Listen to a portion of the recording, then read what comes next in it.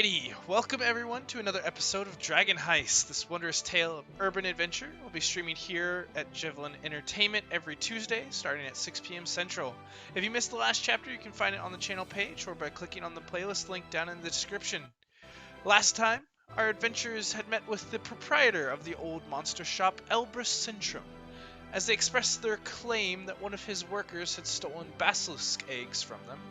Mr. Cyntrum advised them to try and find some hard evidence if they wanted to make any of their allegations stick, so the party set off to hire the private detective Vincent Trench to look into the issue for them. In the evening, Ezra and N'dari snuck across the rooftops trying to locate a noble whose handkerchief they could steal, and managed to find one, but chose to report back their activities to the others instead of pursuing it any further. In the morning, they were visited by Captain Halyn Locast of the City Watch, who took their story and gathered an unusual testimony of the ghost in their manor. The officer was hesitant, but promised to look into their story, and N'dari was able to figure out the ghost's name was Leaf, who then showed the party his hidden stash of whiskey and gold. The party then wanted to visit the market, and Durizen was able to purchase some whiskey and rum, while N'dari and Ezra's attempt to subtly steal a handkerchief resulted in a Cosmo-infused chaos that left the shop owner in some tears. The party then visited Vajra for a job, who referred them back to Renaer Neverember, the old noble that they had saved once upon a time, who told them of a story of a woman who claimed to have trapped some sort of monster in her basement and is concerned for the safety of her cat. Before heading off, N'dari is able to convince Renaer to give her another handkerchief, and the party set out to rescue the cat. And so that is where we return today. You all are in the sea ward of the city on the northern edge, and have just exited Renaer's estate next to the hero's garden. And you were told that the woman could be found in Felzoon's Folly, a tavern on the corner of Soren Street and Salabar Street, down in the Trades Ward, which is all the way across the city. Thanks for telling us the word. I was like, oh boy, we get a map test. Yay. You have to search the entire map. Oh I've no. literally been zooming in and squinting at this map. Good luck. The street might not even be on there. And where I need to take the handkerchief is in the dock ward, right? I believe so. Let me confirm. And those are kind of next to each other. Yes, at the corner of Net Street in the dock ward. There's a Oh, tiefling dear. girl that's supposed to be there. Net Street. Net Street. Like, we'll find Waldo. So, like, right here. Where'd you It's see- mildly oh. close to the Skewer Dragon and the Or- old Zoblob We're shop. here. Ooh, Which one?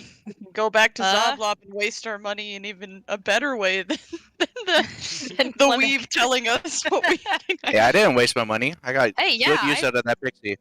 I weaseled my way out of getting eaten by a dragon. Everything has a use. just might not be the use you wanted. True. Guys, we have to save a cat. This is important. Yeah, it seems like that's the job we're gonna do, so we should go see her. At least see what we're gonna be up against. All right, well, let's go find this lady. Let's see. Well, I already forgot the street name. Oh, wait. Did you say Salabar Street? Yep. Yes, I found it. All right. On Salabar Street. Yay. All right. So... Too close to the old monster shop for my tastes. Fuck 'em. Oh, we can be discreet. Alright, so yeah. Maybe we can lead the monster over towards the old monster shop. They might be interested. Let's give it a whirl, or at least talk to this Uza lady. Yeah, we need to find out what it is what the problem actually is first. Yeah, so it takes you a good, probably about an hour to traverse the across the city, even taking the high road. It's a long trek through the street to get all the way Getting that down to the cardio. far end of the trades ward. But it is relatively easy once you are once you're in the right area to ask directions of nearby patrons or citizens, and you quickly find a very small bar or tavern that is known as Svelzun's Folly, where you were told that you could find Miss Solazef.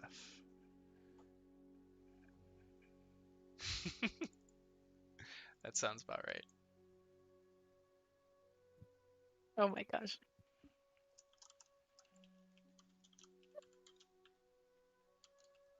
Okay, well, let's head on in. See if we can find. I just remember her as Uza. I don't remember if that's her first name or last name. That'd be her first name. All right, so here we go. We're headed inside. So as Pats begins climbing onto Durizen, even though Durizen already has the wheelbarrow, and you head out all along the road. By the time you get here, you're a little worn out, but you find the small small tavern, and it seems it meets the corner of two different streets down at the far end of the trades ward. It's a very small wooden building with a thatched roof. It's certainly nothing compared to the Yawning Portal, which is a few streets over to the west, but it seems that it has its own small gathering. And as you guys kind of head towards the doorway and enter, it's a pretty quaint little place. You see a nice bar, a few stools, a couple patrons are in at this hour, and then one woman who is softly kind of sobbing into her hands in the back.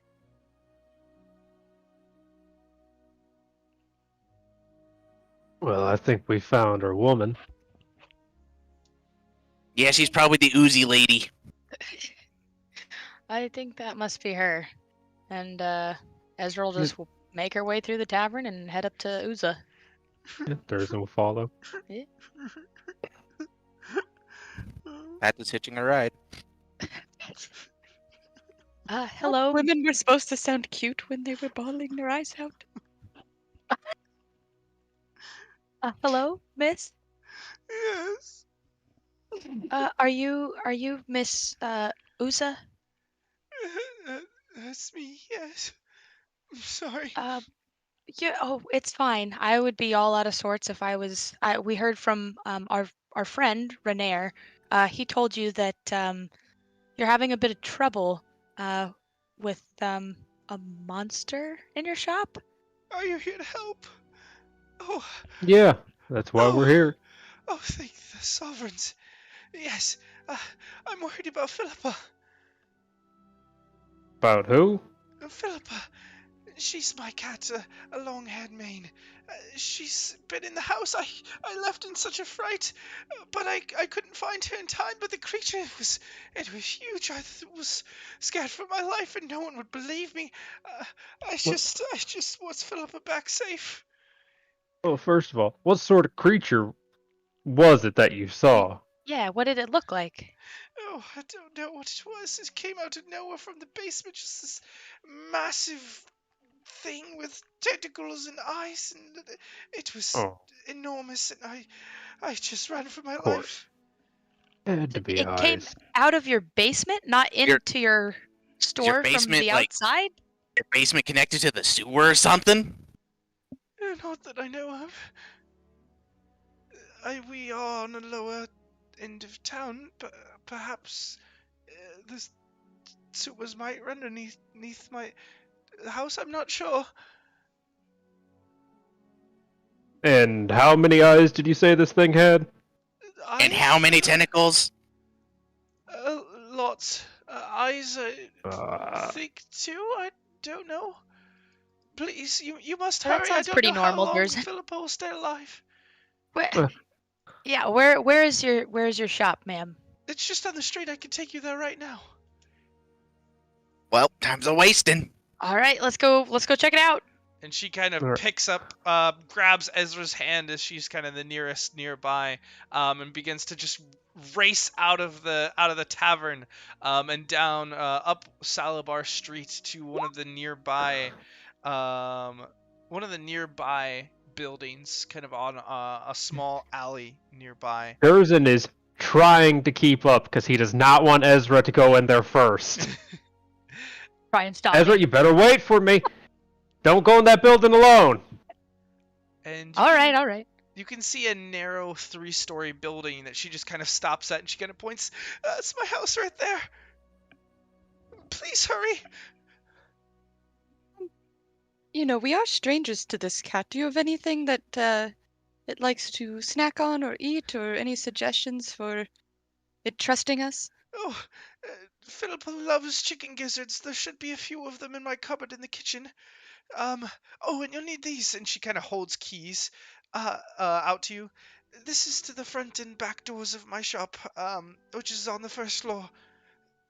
But I don't know which floor the monster would be on, or the cat for that matter. Please, Well, we'll just have to hurry. do our best. Thank you, ma'am. And Ezra will take the keys and kind of look back at everybody. All right. Should we try the front or the back? Let's try going in the back. Hopefully. Hopefully What are we we'll gonna do? just Sneak up on the thing? I'm hoping. Well, all we can do is try, and she'll start walking around the back of the shop or the house. And Ezra, let me go in first, just in case. All right, so Good idea, Durs. you kind of Can I jump off? squeeze between the two buildings, towards the back, where there is a very small yard behind this house before it is backed up against another set of buildings on the opposite side. And you do see a small door on the back side. And Ezra will kind of, here you go, and hand the keys over to Dursley. Right before he goes in, I want to cast something, but it doesn't have a long duration, so I want to wait till the last minute. All right. All right. But Yeah, so Durs will unlock the door, heft his shield, and open the door and move in. All right. As you kind of head in through the door, you quickly find a very quaint, small little bookshop that has a few different shelves that are kind of lined with very tight spaces. You kind of come inside and look around, and from the back end you can see it kind of pulls up. There's a small little desk that seems to serve as where Uza may sit to do her business. And you kind of look and listen. Go ahead and give me a perception check. All right.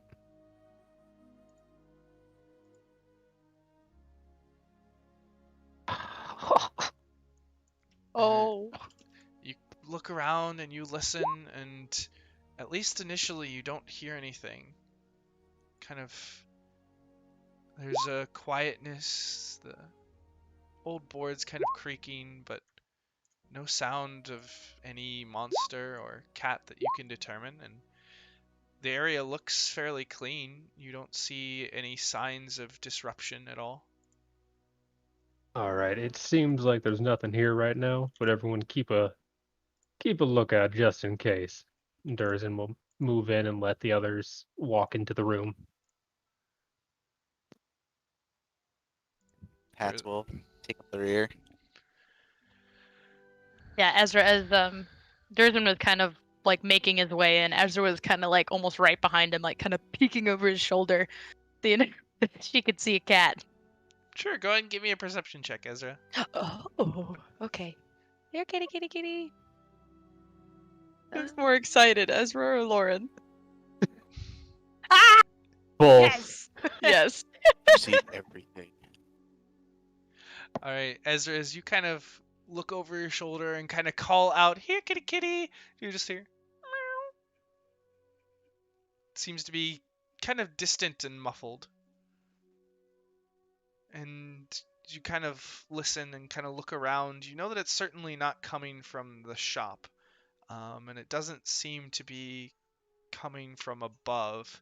You kind of continue to Oh, look boy. around, and kind of curving around the shelves, you see another door that looks like it could lead to the basement. Okay. So, going down. First, I thought we'd look for the kitchen. Oh, yeah, I guess Well, we that's Yeah, do. we true. need to get the gizzards. So, I'm not quite sure where the kitchen is, but let's go find it. Well, likely not in the basement. But No. well, Ezra. So, if y'all want, y'all can go and look for the kitchen. I'll stay down here next to the door, or I guess this trap door, the door that leads to the basement, just in case I hear anything else or anything unpleasant. I think I'm gonna stay here as well. If you hear anything, please yell. You got it, boss. I'm much more worried about what's in the basement. Strength in numbers. Okay, so as Durizen and Ezra kind of stick by the basement door for now, N'dari begins to kind of wander, looking around for a kitchen. This main floor, N'dari, looks very much like a store. There are lines of shelves of different books, but you do see a wooden staircase that kind of leads up to a secondary level, and kind of quickly coming up a few steps and peering around it, you do see a small living area, and behind that you can see what looks to be a kitchen. As Perfect. Pats kind of hops up behind you.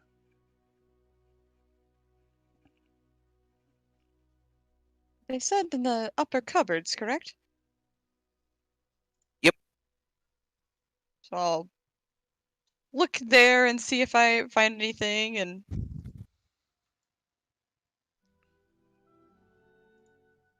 All right, go ahead and make me an investigation check. You can go ahead and make this at advantage. cool. Yeah, Pats would also be helping looking Nice. for him. And also Ooh. taking note of everything else that is in this kitchen, just to see if she's up to snuff. Yeah, Pats, as you look, it's a surprisingly intricate kitchen.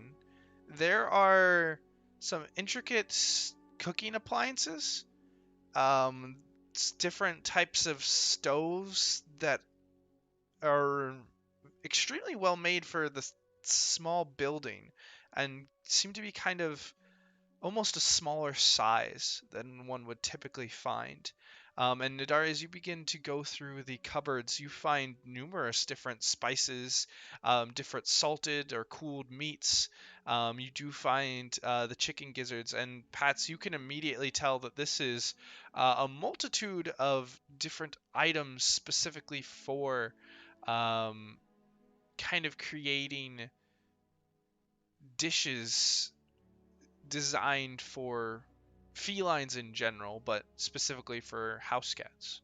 That would be quite delectable for those types of creatures. Pat, have you heard of all of these spices? Of course I have. Even if he hasn't, that's what he says. You recognize most of them.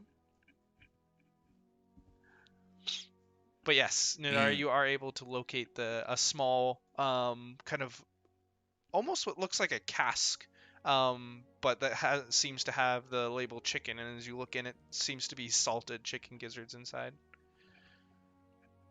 Pats eats one. Nom nom nom. All right, go ahead and roll me a con save. Legendary con save. Alright, I'm on my brother's laptop, so I have no idea where anything is. Okay, con save. I'm not used to one monitor. That eats cat treats. Okay, you kind of What'd I pop get? one of Okay. these in, and it is immediately extremely salty taste of just this wet raw meat. That is just it's okay, but the salt is a lot. But you've definitely had worse, and it's palatable, if not necessarily enjoyable. Yeah, you had some of that fish dust earlier, so that's nothing. Yeah, Yep. exactly. Good quality gizzard. A bit too salty for my taste, but cats You know, like what they like, you know? You know, that's not cooked or anything, and you just... Yeah. Ugh. So? Eat a lot of weird shit when you're on the ocean.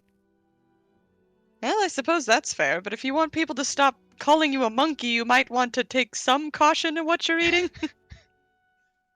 No.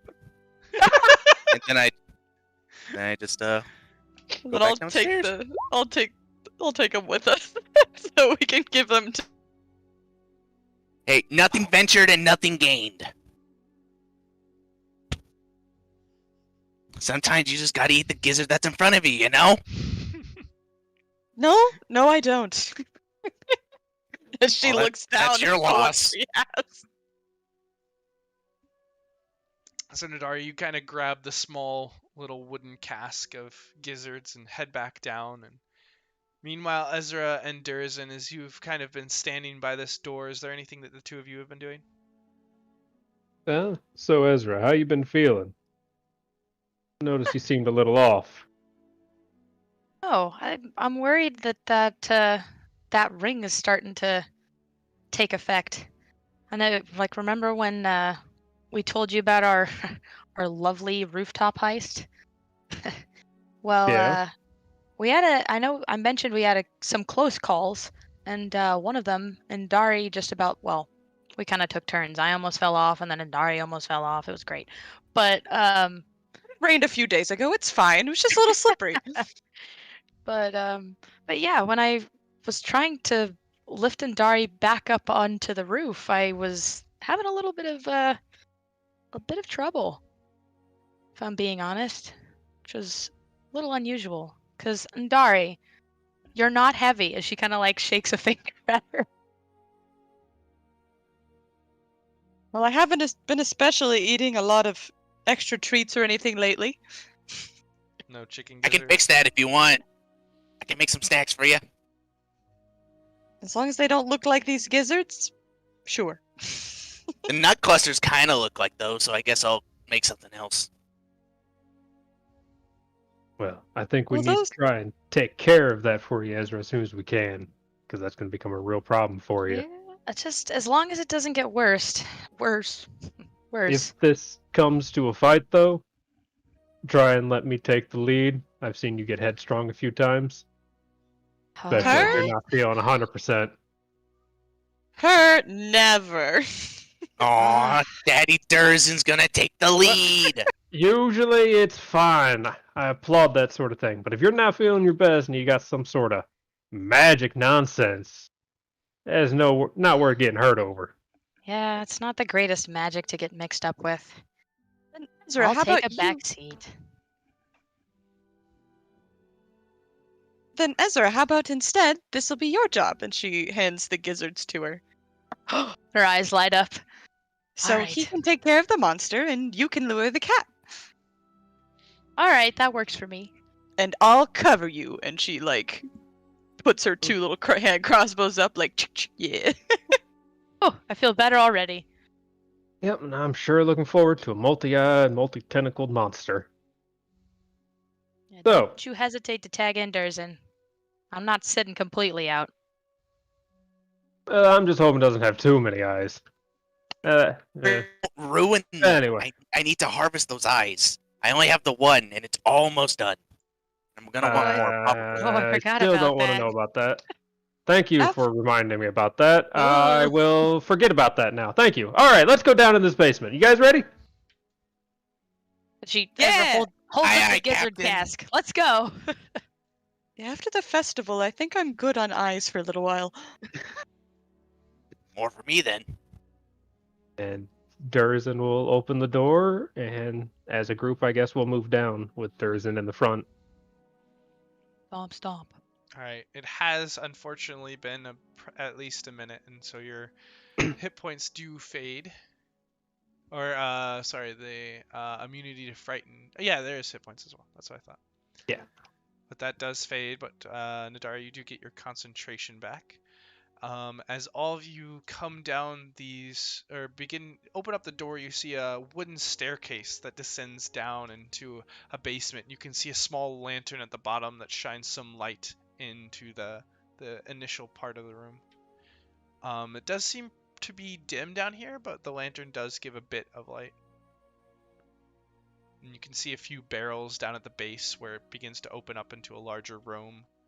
Yeah, so is this room like big enough where there's definitely stuff like shrouded in darkness, right?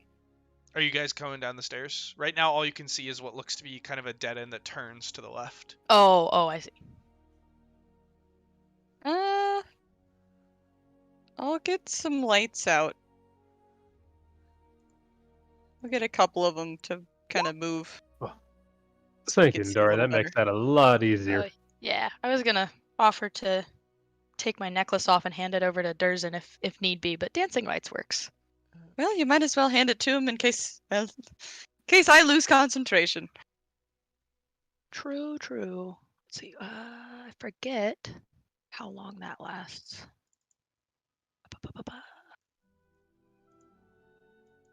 These only last for a minute, so Okay, well I'll take my necklace off and hand it over to Durizen, and let him know the little magic word to light it up. I should have read this more in detail and know more Alright. about this. Durizen will kind of wrap it around his wrist. Yeah, that works. All right, and Durizen, are you headed down the stairs? Yeah, absolutely. All right, as these globules of purple light kind of follow you down and spread out, you reach the bottom of the staircase and you can see a small basement chamber that seems to extend off into a couple directions. And on the far side, there is a few different barrels kind of stacked up on a ledge before your vision kind of disappears off into the darkness. And these globules of purple light slowly begin to expand out into the room, and you suddenly see a small darting shadow from one side to the other. Kitty? Durizen will just prepare if anything jumps at him. All right, you kind of hold and watch and look. Go and make me a perception check. And do a flat average. So yeah, it very much looked like the shape was about the size of a cat, and you saw it dash from the left side entrance or kind of exit of this room over to the right side. There's two doorways that you can see on the far end. All There's right, more than one room? Oh god. I think the cat went left, or something did. So let's try go that way first. Ezra But- will open up the cask and kind of like shake it quietly, kind of get that gizzard waft into the room that maybe the cat can pick up. Oh, gonna tap on the tin. Yeah. Here, kitty. All right, so Just- there isn't. Oh yeah, go ahead. Just keep aware. 'Cause she did say there was some sort of monster down here. So maybe she was just telling a tale. Maybe she saw a shadow. But after what we saw in the sewer, it is probably a monster. Can I, as we go, kind of look around and see if there is any like entry point from the basement or a way that something could have gotten in? Sure, go ahead and make me a perception or investigation check, your choice. And Durizen and Ezra, as you kind of head towards this opening, with a bit of N'dari's lights to kind of guide you, you do see kind of the outline of this cat kind of nestled up between a crate and a barrel in the corner of this room that you've now entered. And you can see another doorway off to the right. Durizen will keep watch and definitely let Ezra move to get the cat. Oh yeah. We're taking a gizzard out, kind of crouching down, not like advancing fast or anything, but kind of judging how the cat's acting, and we'll slowly kind of sneak up or walk up or crawl up if she's crouching towards the cat to see if he wants a treat. Oh, Chris, jeez. Yeah, Chris wants a treat.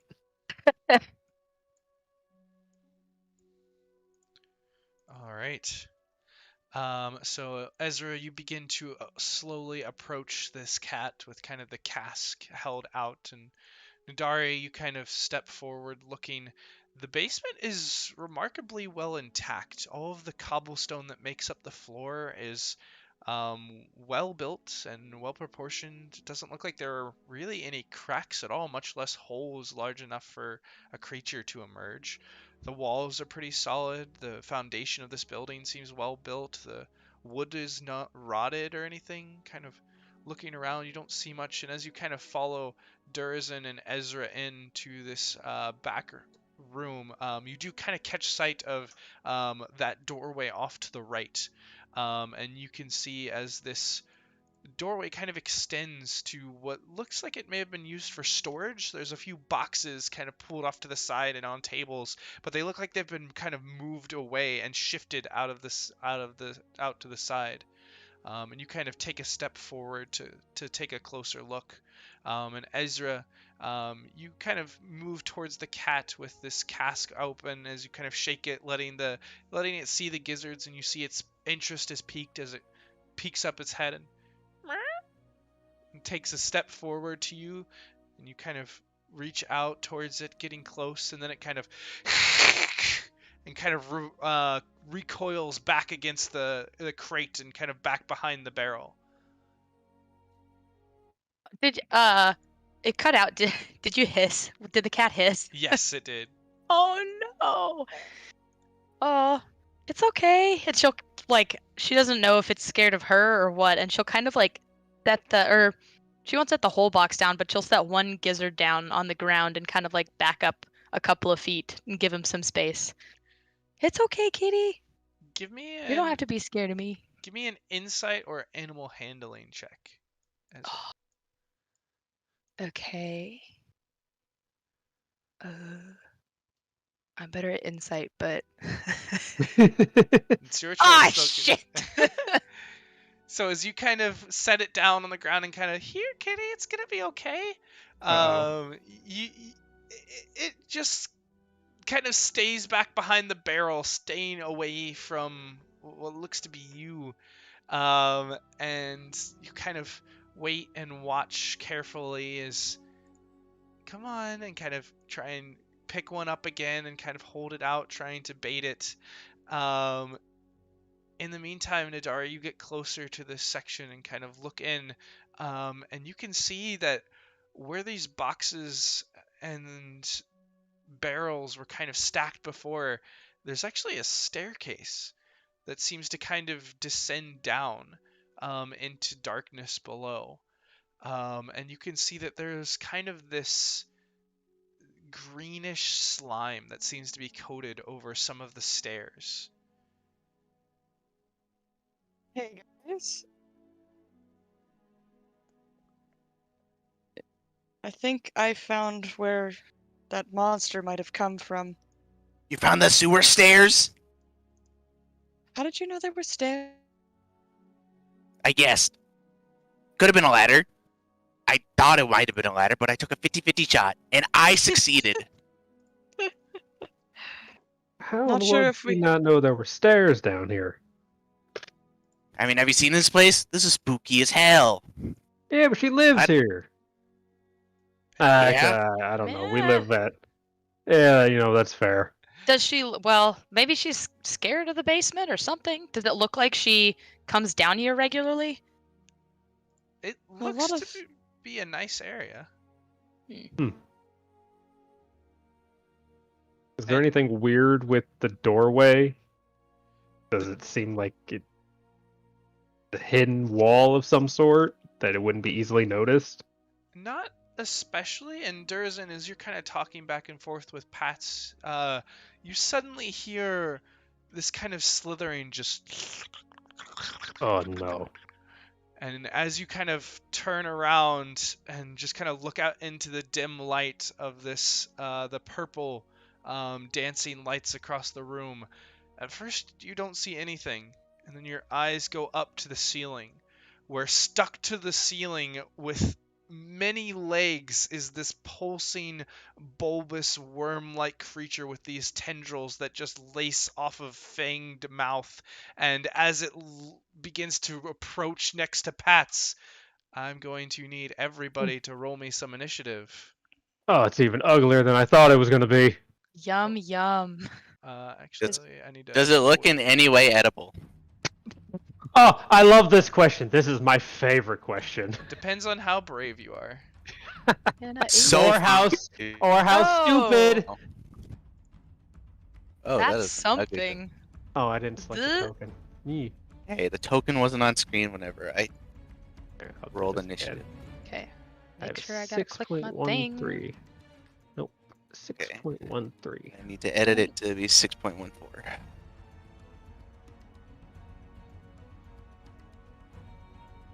Okay. 6.13. Thank you. I did that 3 times and it didn't work. Sometimes it gets weird whenever new ones get ready. All right. And so, Oh no. N'dari, you're on point, just investigating, listening quietly, and you kind of catch sound of this quickly. But as you turn around, you don't see anything at first. What would you like to do? I told Ezra I would cover her, so if I heard something weird, I'm gonna step over here. Oh God. Yeah, it's bad. Okay. Okay. Well, Yeah, it's ugly. now can I shoot it? Yep, go for it. Okay. Hit it. Alrighty. We'll give it a blam. Oh boy, and a blam. Ooh. All right. Well, the first one doesn't hit, but the second one definitely does.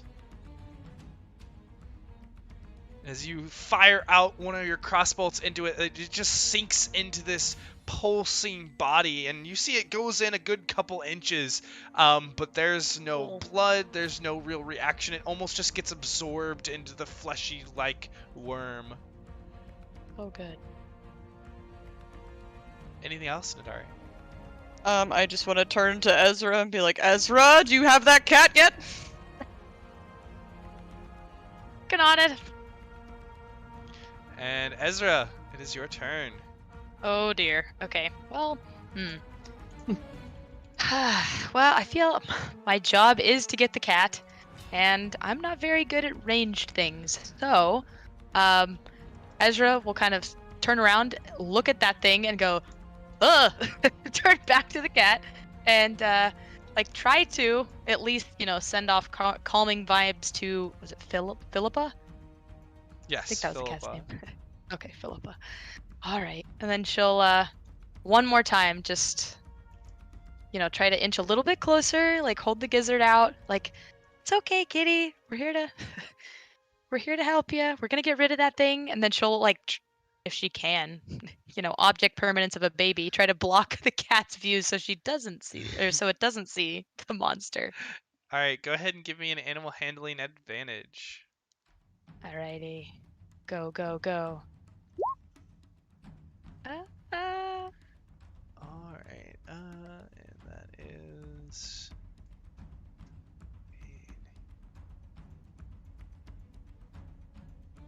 So that's kind of seeing this creature, you see it's weird. You're used to interacting with animals and being at least pretty decent about it. Something just feels off. But luckily the gizzards are able to give enough kind of boost that it seems the cat wants to have some comfort and kind of jumps up towards you and begins to kind of nibble on the gizzards as it nestles in away from this creature. Okay. All right. We've got the cat. Okay. Well, then I think I don't want to. I mean, I clearly don't want to get closer to that thing with the cat. So what I will do is I will just kind of. I'm just gonna wait, back here and hold an action if the monster either comes forward at all or gets close to me or like the center of us right here.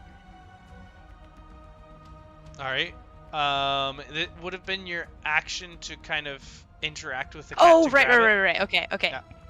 Got it. So unless you have any bonus action that you want to do now, because I don't think you can hold your bonus action.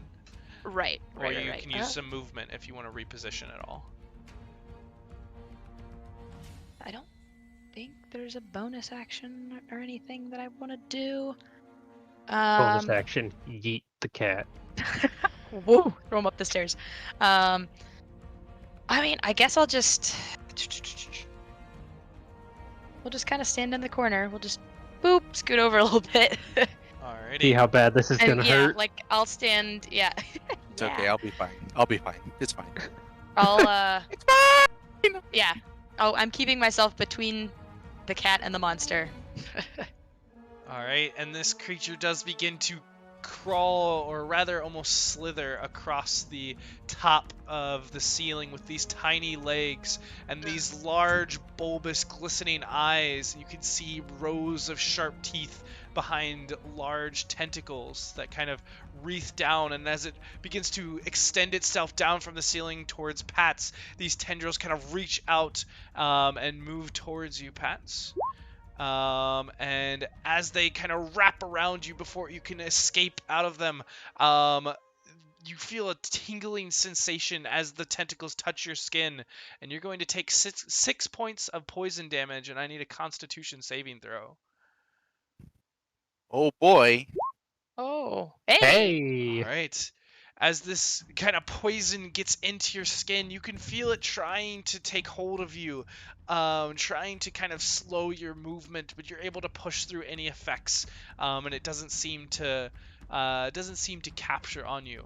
But the creature does also, as the tentacles kind of wash over your skin, the teeth quickly follow, as a bite comes next, and luckily, you're able to kind of wedge in and kind of pull yourself out of the way as the tentacles don't slow your movement, and the bite misses as the teeth kind of clamp down into the air behind you. Jesus. And then it'll be your Ooh. turn, Pats. As this creature Try to still poison hangs me. from the ceiling. Tried to poison me, you ugly bastard. Didn't even feel it. I got worse food poison when Captain Asmore's 2-day-old brunch. Ugh. Now, Yum. so whenever N'dari shot it with the crossbow, it kind of like got absorbed by it. Like, did it seem like it took a lot of damage from it? Or It didn't seem to really like resist or anything. It just didn't seem to be particularly effective. The creature, the damage didn't seem sizable compared to the creature. Yeah, Okay. well, since this is an ugly motherfucker and now I'm mad, I'm going to take a lemon out of my bag and cast Oh boy. Tasha's Caustic Brew.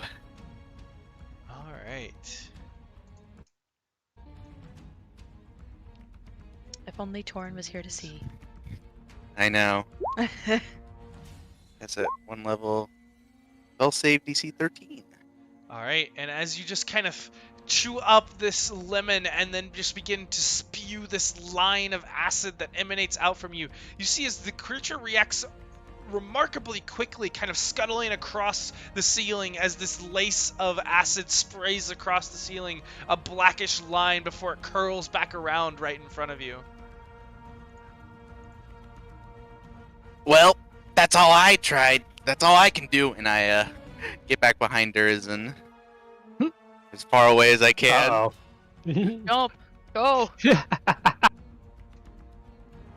right. Do I take an opportunity attack? You will, as the tentacles raise out towards you. But you move just quickly enough, kind of sliding beneath Durizen, and the creature kind of moves in, and you see it kind of get kind of wrapped up around itself a little bit as it has to readjust. Good luck, Durizen!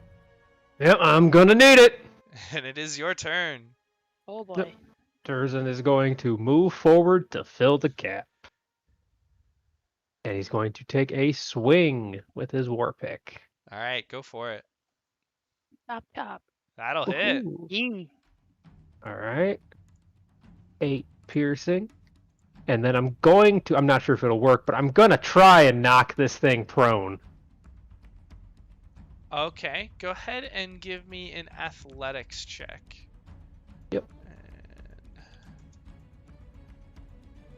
I'm gonna use my inspiration. Because. All right, go ahead and re-roll that. Ah, Inspiration is just not for you. Oh. So you kind of take this war pick and you swing it up towards the creature and you gouge out into its face and you kind of pull it back, and as it breaks open the carapace, you see this blackish green ichor just begin to start to flow out. But as you kind of try and knock it off the ceiling, its many legs just hold it firm to the stone of the ceiling. Anything else, Durizen? yes, I would like to do that again. All right. So action surge. Yeah. And this is that bonus action and action or just action? That's just action. Okay. Make an attack.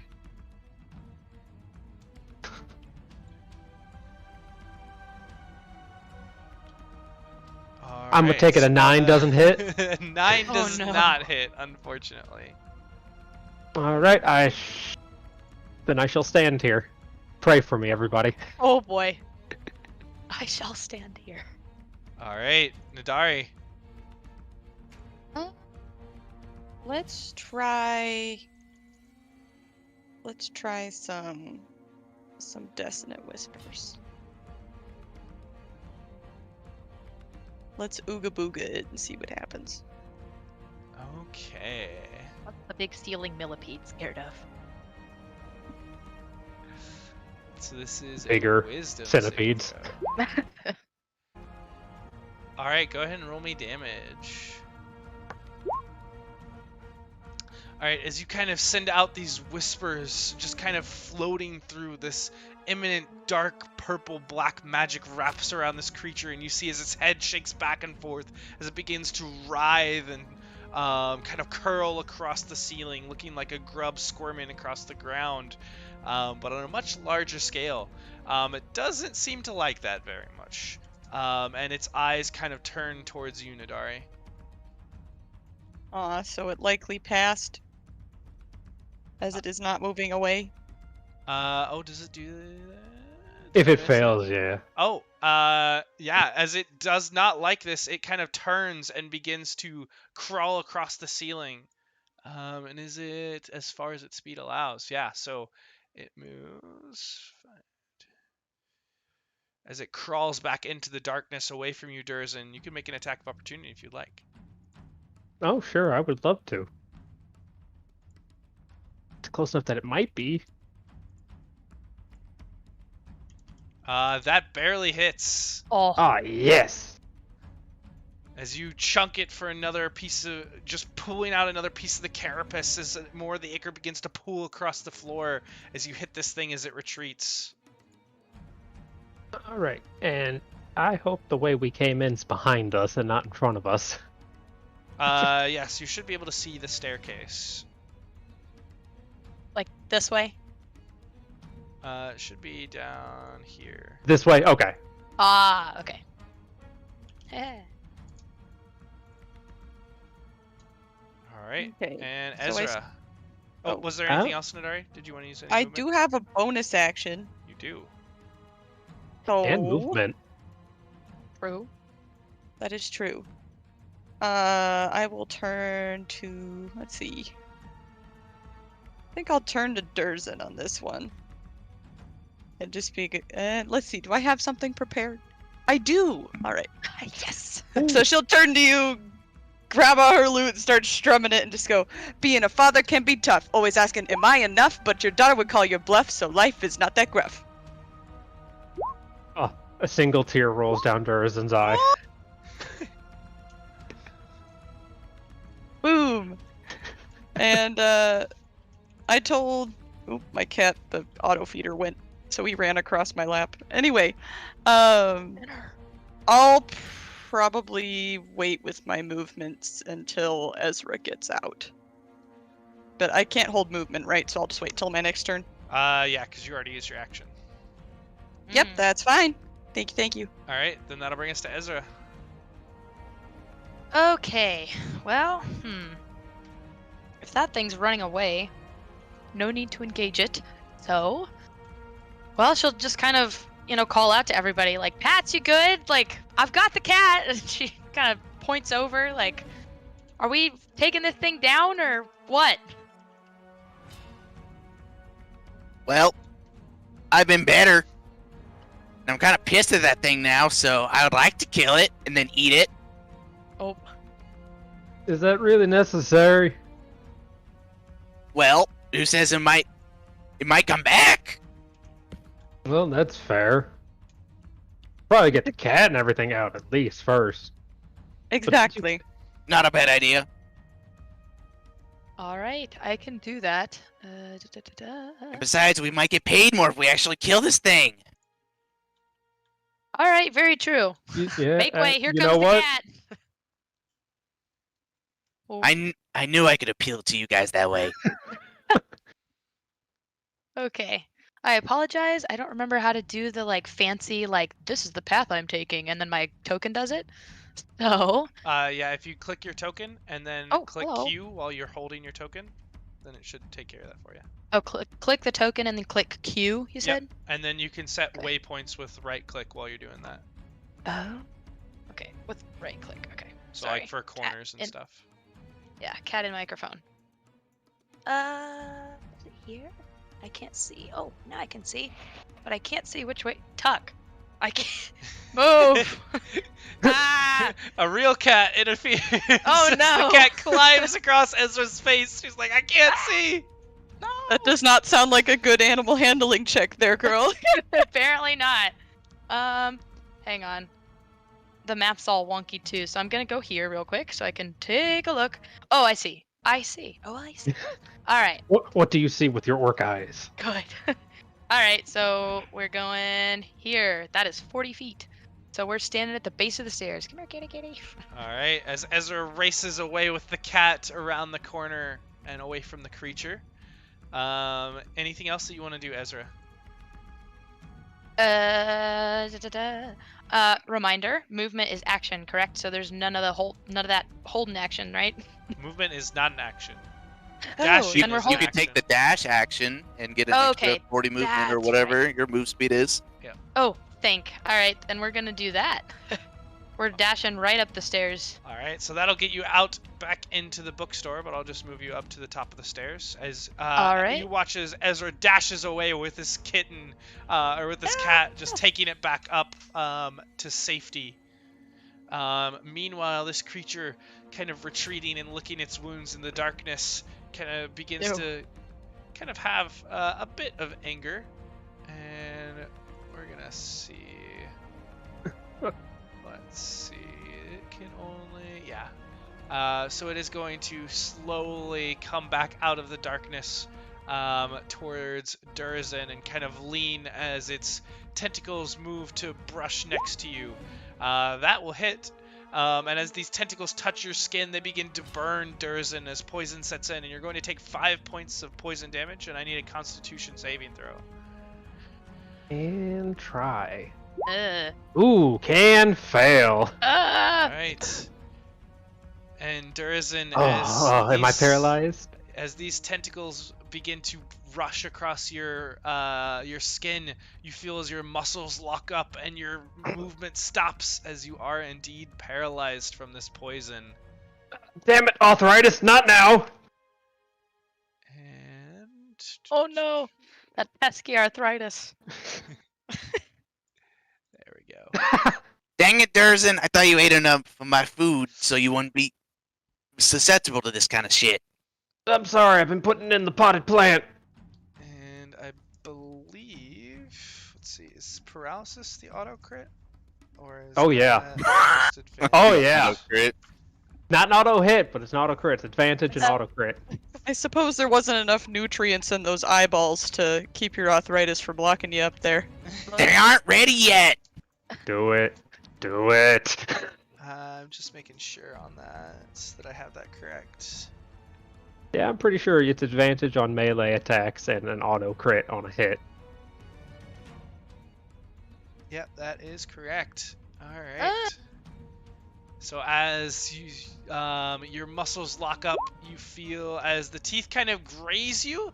But this creature apparently doesn't have any concept of armor. And so it just clamps onto the metallic armor, and luckily You do not take any damage. Oh, phew. Woo! Bless. I can't roll to save my life even now. Oh, but you can do it to save Durizen. Yay! Pats. Oh, that's me.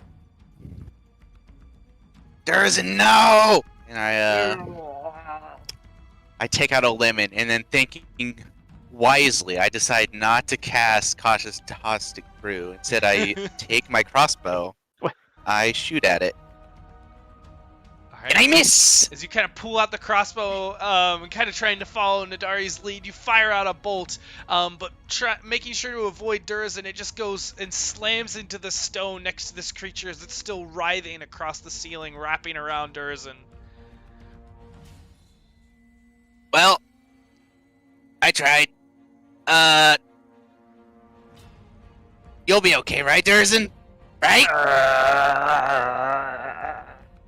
Well, that doesn't sound good. Oh, My dear. reaction to say, I got him, go! I ain't leaving. It's my ride. You get just this slit eye glare Oh from boy. N'dari of just like, damn it. And I move slightly closer, trying to distract it from Durizen. Come on, you big worm! You ugly goon! Don't you get Stupid paralyzed? eyes. too? Durizen, go ahead and make me another Constitution saving throw. Oh, I would Oh, love to use my no. turn to make a con save. I would love to use my turn to fail a con save. Wish you had that inspiration now, huh? No. I don't suppose that. No. I don't suppose my lower level inspiration will even help. Oh, 'cause it's wait, yeah, I 56. can use. Would you like to roll Sure. your inspiration? Absolutely. Go for it. 15! Durizen, as you kind of struggle against this poison, the magic of N'dari's words, the connection gives you just enough as you kind of break free and the poison kind of processes through your system and you feel The your words muscles echoing return back. through his mind. But it as did he take your said- turn. Good stuff. And N'dari, it's your turn. I'm sorry, I need a minute to collect my thoughts over that. I did not think it was gonna come up with 6, and I'm just really happy because I've been so worried about Adam's rolls. Bardic Inspiration did Oh. something! Woo! Bardic Inspirations in my campaign where I'm a bard do not do anything. And it Yeah, Austin, makes I me don't sad. like these shoes I have to fill with you gone now as a DM. There's always one. If I look at Durizen, is he at least not looking like he's about to fall on the floor? No, he looks wounded, but you've seen him worse, definitely. Yeah, Oh. currently he just has these burns across his arms, kind of these acidic or poisonous burns. I'm in this predicament where we don't have a healer, and I'm the only person that knows a healing spell. But I'm R.I.P. wondering if I should just try to whisper it again to get it to leave so we can run out. But if somebody goes down, then I can't help them, and that's really scary. Choices. Yeehaw. Wrap You know, into his it's head. daytime, right? If we go up and scream that we need help, maybe someone can bring a health potion. We need to get this worm out of the way, and we need to get out of here, so I'm gonna try this again. Alrighty. And once again, go ahead and roll me damage. But once again, as you whisper out to this creature, you see as it just begins to fight against the whispers and uncoils from Durizen and begins to retreat off into the darkness once more. Since he's unparalyzed, can he hit it again? Actually, I don't think forced movement. I think I got that wrong last time, but I'll roll with it. I don't think forced movement Forced triggers move- attack of ah. opportunity. Ah, gotcha. Yeah. Ooh. But it's alright. Anything else, N'dari? I just want to shout, let's go, and I want to get out. Did Ezra run to the south to get out, is that correct? Yes. Yes. Okay. Yes, right there. The stars. Pew. Hello. Alright, as N'dari begins to rush towards the stairway, Ezra, you are up in the bookstore, and you can kind of looking through the door. You see N'dari rushing up towards you. What are you doing? Still have the cat Well- in your hands. Oh, in my hands. Okay. Well, I will set the cat down, as well as the. Well, no, I'm not gonna set the cat down. I don't want the cat to run away. She'll kind of. Am I standing right next to the door? Like, because I can see N'dari coming up the stairs. Yeah, you're like just outside of it. Okay. Then she'll kind of call out to N'dari, like, what's going on? Did you get it? Like, are we leaving? Is everybody okay? It's fine, but we need to get out of here. All right. Are Pats and Durizen coming? Pats, Durizen, are you guys coming? As soon as we can. All right. She hears Durizen yell up the stairs. Well then, I guess I will kind of. I know we're on the map, but we're all on the same map, but I'm not going further down into the basement. I'm staying up on the first floor. All right. I don't think I can really do much other than keep hold of the cat. Make sure he doesn't go anywhere. I'll offer him another gizzard if he didn't eat one before. All right. Sounds good. Oh, Durizen's gonna become a gizzard. Ah! And as this creature begins to once again crawl out of the depths towards Durizen, the tentacles reaching out, trying to grasp a hold, but luckily, Durizen, you are recovered enough that you dodge out of the way just barely, and they just glance over your armor, leaving these streaks against the metal. I'm not falling for that again. But the bite comes down quickly into your shoulder behind it, and you will take 6 points of piercing damage as it kind of riles and wraps around the corner of the wall. Oh, shit, got me there. Alright, Pats, we need to be leaving. And Pats, it is your turn. Yeah, not a bad idea there, boss. So,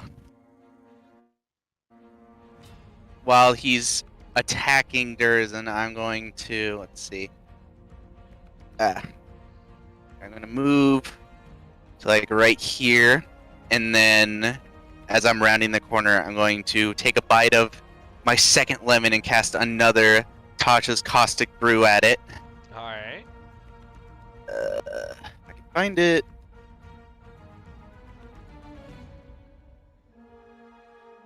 If I can figure out how this laptop mouse works. Please. There we go. Alrighty. So a dexterity save. Yep, DC 13. And this time you do see as you catch it while it's focused on Durizen, and the spray does kind of pool across the back end of this creature and begin to set in as the acid starts to burn into the creature. Aha, gotcha, bastard. Alright, hopefully it'll writhe in pain enough for you to get out, Durizen. And then... I was fucking hoping. Alright, so 5, 10, 15, and then I move the rest of my movement to the bottom of the stairs. Alright, and it is going to lash out and try with its tentacles, kind of trying to grace you once again. And you do feel the tentacles kind of knock against your back as you try and move away. You're going to take 7 points of poison damage, and I need another Constitution saving throw. Oh no. Oh. Shit. Oh, Pat. Oh shit. Oh, you bastard. Ooh. That is not enough. As you take 7 points of poison damage, you Wait. turn You tried and... this shit again, and you Wait. know it doesn't work? You have inspiration? I think you only Wait, gave it the did one work? inspiration. Well, Oh, you're no, saying- actual inspiration. Yeah, the other. Oh, it did get me? Yeah, it got. Oh. Constitution Yeah, saving I'll- throw is not I'll- high enough if you want to reroll the con save. Yeah, I'll reroll. Okay.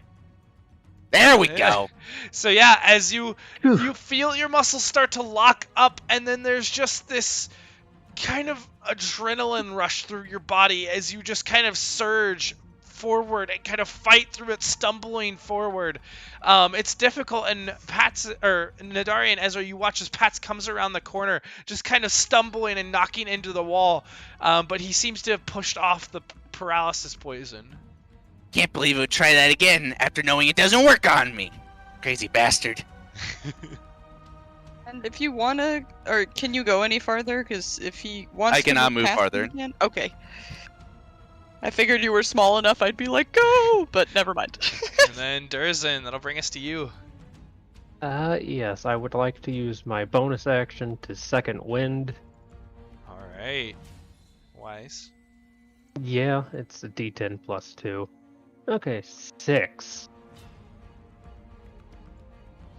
And then, since this thing's already used its reaction, I'm going to move protectively right here, and then blast it with my dragon breath. Ooh, go for it. Yeah. So Is that a deck save? it is a dex Burn, save. baby, It is a burn. 12, so it's not super high, but Okay, roll me damage. Slow worm.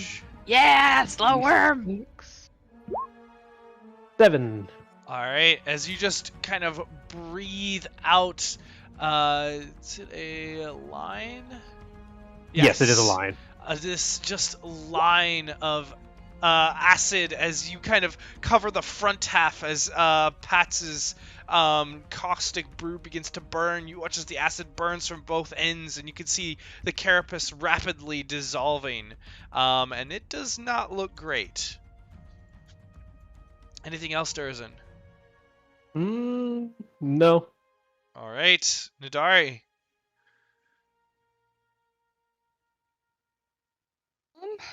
I don't suppose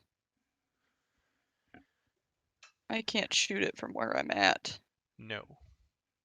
You Phew. can move, shoot, and move again. Yeah, but if she moves past you two, she'll be in its melee range. No, there's the one point Where's between, that thing? like right here. Does that work? Stand on the barrel. Stand on the it'll- barrel. You can Height give me advantage. an acrobatics check if you want. But yeah, there is a barrel and some stuff in that corner, so it's not... It shouldn't be difficult, but it's not clear. You know what? Torin isn't here to ground us. I'm gonna do it. Alright, give me Yes! an acrobatics check. Awesome. Let's Alright, Boom. yeah, no problem. You kind of vault over Pats along the wall and kind of hop up onto this barrel and aim at this creature. You can go ahead and give me your attacks. pew pew. Gosh darn it. As you fire both out at this creature, it is just writhing in pain, and the pain actually causes it to skitter down the wall and kind of writhe along the ground. And you kind of fire one up at the ceiling, hit the stone, fire one at the wall, hit the stone again, and just kind of curse to yourself as it does not, as neither one seems to connect. Well, I curse to the world and just go shit and then move back. I'm gonna move a bit farther up though, so I took 10 feet to get there. I'm trying to do this with a trackpad because there is a cat sleeping on my arm, so I can move there. Alright, sounds good. Ezra, as you once again, as you hear a large curse come from N'dari at the bottom of the stairs. Oh boy. Are we still headed left-handed track? Are we still headed out? I can see Pats and Durizen at the bottom of the stairs. Is that thing still down there? Did it run away? I can't see anything. It's looking kind of rough now. Yeah, it's gonna fucking get me again.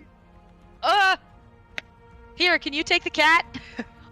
I don't know if I should be holding that up. Are you Just just stick handing it Cosmo to in your sleeve. Oh, that's right. Oh.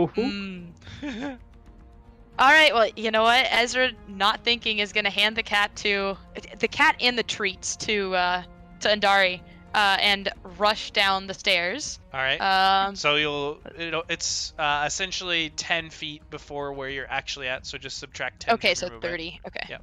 Wait, hang on. Let me do the Q thing. Q. Damn it. Shit. Hang on. Okay. Click it, and then you click Q. Yeah, Oh, that's while not you're working. holding the token, and then just move it. You probably won't see it until you move Oh, it there it off goes. of- Yeah. 20. Uh-oh. Can I, use that little corner space there above Pat's to just move kind of past and through not jumping up on the barrel, or no? I don't know if I understand what you're saying. So You like can I'm not move gonna through end other there. I'm players. gonna end to the So you hang could on. just do this. Yes, you just- can move in that What? line. So you don't Oops. have to go up there I if you didn't don't mean to want. end You there. could I just. meant to end here. Oh, so I can like go diagonally and then Yes. Yeah.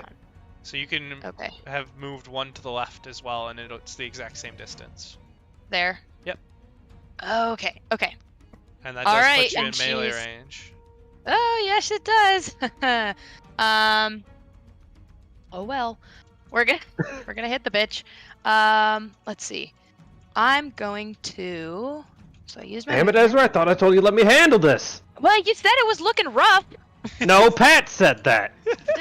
Am I wrong? No. See? All right. Let's see. Okay, so movement. So I will take a slice at it with my short sword, attempting, if I can, to try and slice some of those tentacles off, because Okay. those are no bueno. Go ahead and roll an attack. Hello. Why is it? Oh, there. That's why. Boink.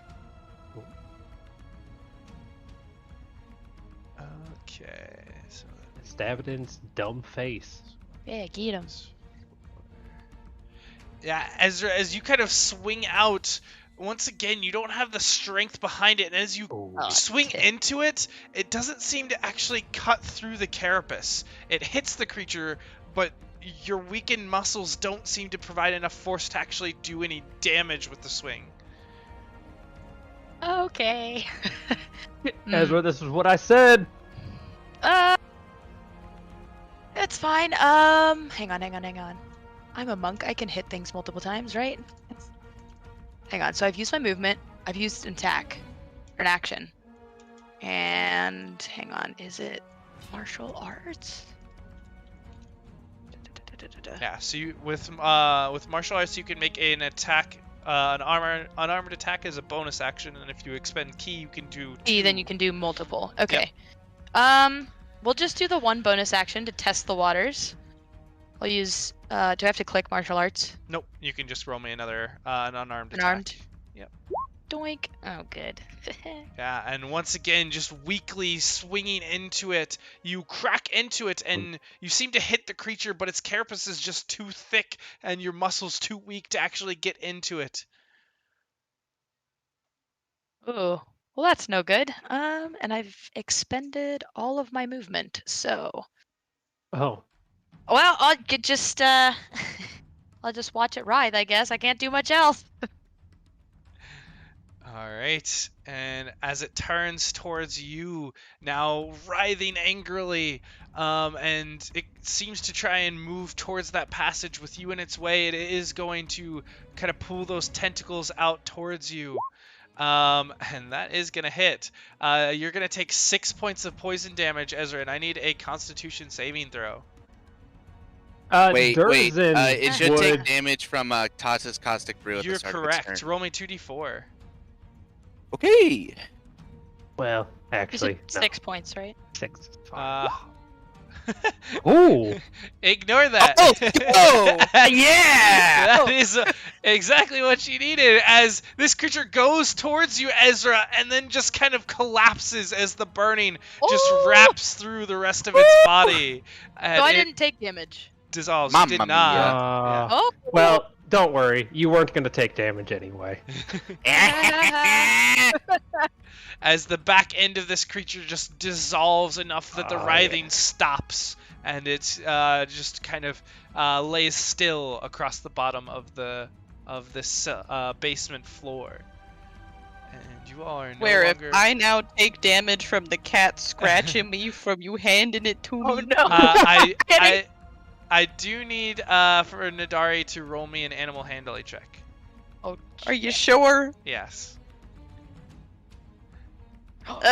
Yay! So as you're kind of quickly handed off this cat, you kind of pull Cosmo away just in time and kind of hold on to the cat. And the cat seems more interested in the treats than anything else, but it doesn't seem happy about being held, and it's already starting to get a bit kind of anxious, kind of trying to get free, but for now, you're able to keep a hold on it, and you all are out of initiative. Is it dead? It's Ah, as Ezra's like standing there, almost like arms by her side, like eyes wide, because that thing just about got her. She's yeah, like, Durizen will walk shit." up and just slam an arm on your shoulder. Ah, kid, you're gonna give me a heart attack. I'm sorry. I didn't know it would be this bad. Yeah, we got it, N'dari. Yeah, it's And dead. Ezra is, I'm assuming she hears a little bit of a commotion, like is the cat kind of wrestling around, like, eh. Arya's gonna You go, hear a now very- there's another worm, as it's wiggling, and she's gonna try to dash up the stairs with the cat.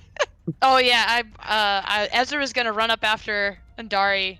I don't know if that's, I probably have enough movement for that. So you're right Yes. there. Oh, we go right there. Yeah. I'll take him. Here, I'm sorry. And as she's like remembering, she's like, oh God, Cosmo, like here, give me the cat. As N'dari, you kind of rush up the stairs calling after, and Ezra quickly catches up to you and kind of asks for the cat back. And Ezra, I need you to make me an animal handling check. Can I well, okay, I was gonna say, can I grapple the cat? Can I grapple the cat? Grab him. Yeah. Inspiration. As There's not N'dari, you enough. go to hand off the cat, and rather than being a handoff, it just jumps free of your grasp and begins to race into the store and up the stairs to the second level. Oh, That's where I wanted it to go. well, it looks like he knows where to go. Huh. Hopefully it's safe up there. You didn't see anything crazy on the second floor, right? No, actually, it was quite nice. But- Oh, We should definitely ask that woman about those stairs. I think you're right. I mean, she was distraught, but yeah, head back down here as well. Oh, sorry. Circle the Yeah, worm. for as nice as it looks down here, it'd be kind of strange that she didn't know that her basement doesn't go to the sewers or somewhere else underground. The Yeah, it's usually stairs were, something you'd notice. were they Yeah, up where in were the they? right Let me go over take a here? looky. Yeah. Doink. I just I don't want know. to. I can't see. Yeah. Oh no. You should, N'dari, you should be able to move those purple globs of light wherever you want them. Ooh, I can. That's weird. Wait, you That's can? cool. This, I have one. This one's mine. Oh. Thank you. This is my life. It's I cannot no move longer any of them. yours. No! Aww. They should all be N'dari's. Just multi-class theirs, and then you can cast dancing lights whenever you want. Oh no, don't worry. I'm just waiting. I've got things in works for darkness to not be a problem. But yeah, N'dari is. Hey, minor illusion isn't concentration, so I could just make it look like he's moving the lights himself. Make me believe I can see. Yep. But yeah, N'dari, as Good. you kind of come up to this back corner once again, now taking a closer look, it indeed looks like there were previously kind of boxes and crates that were stacked up here that had been like pushed out of the side of what you can see to be kind of a doorway that seems to open up at the bottom of these stairs. And it's kind of been cracked and broken open and kind of dissolved away at the edges. And you can see So further nothing in. we could push back because it's been eroded. Yeah, it's kind of eroded and broken open, and you can see Ugh. kind of darkness beyond. Anything I can see with my special extra dark vision eyes. Ooh, with your Nice. elf eyes. Yeah, go ahead and make me a perception check. Okay. I always hate to be that person with it's like, I have dark vision. But I have superior dark vision. Yes, I am that person in the other campaign, and I love it. As you I look can see in- everything. Also, Durizen, if you can't see, just say the magic word and the necklace will glow. Oh, well, yeah, no, that is fair. Right now, the lights seem fine. True. Yeah, N'dari, you look in, and at least for 100 or so feet, it seems to be some sort of either stone or dirt passage through the earth. So does it look anything like the sewers, or does this look a lot different? This doesn't really look like the sewers. But again, you can only see for the first 100 feet or so, 120. All right. Suppose we should go let that lady know about her cat and that she now has a giant dead monster in her basement, and that she should probably cover this back up. And there is already starting to be a very acidic smell filling up the chambers. Oh, that's no good. There's a Yeah, pile. Pats, take what you can and let's get out of here. There's a pile of this. You don't have to tell me black-green matter. twice. I'm already carving the monster. All right, what are you trying to carve? So does it probably some tentacles from its face, Okay. and there's like flanks of meat that I could possibly carve out of it, like a monster steak. Some worm steak. Yeah, worm steak. Mm. Okay. Do you have a knife or a dagger or anything on you? I have Mr. Stabby on me. Mr. Stabby. Perfect. All right. So go ahead and roll me a survival check. Survival.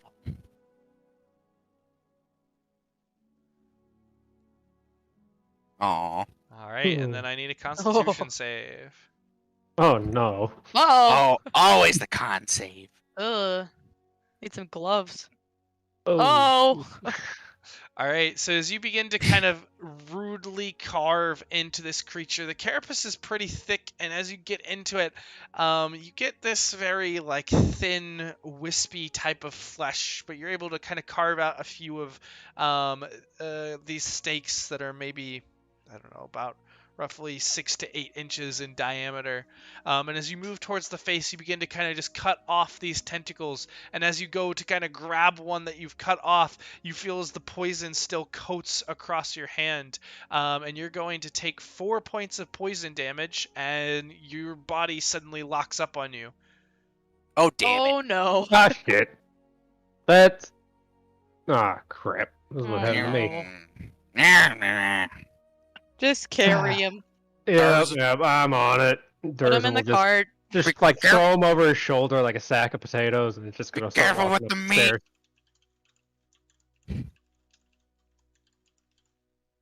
Don't ruin it. That's all I can say. Before I eventually lock up. Save the meat. All right, and Durizen, you kind of pick up Pats as best you can as his body kind of limply hangs on you, as he can't really move. N'dari and Ezra, is there anything that you're doing, or? Can Pats not talk? He's kind of quickly locked up, and he can kind of murmur, but his jaw is kind of slack, and the muscles don't respond, Ooh. so it's really hard to Yikes. understand what he says. This is the perfect time to tease him and tell him how, food is good without seasoning, and, Oh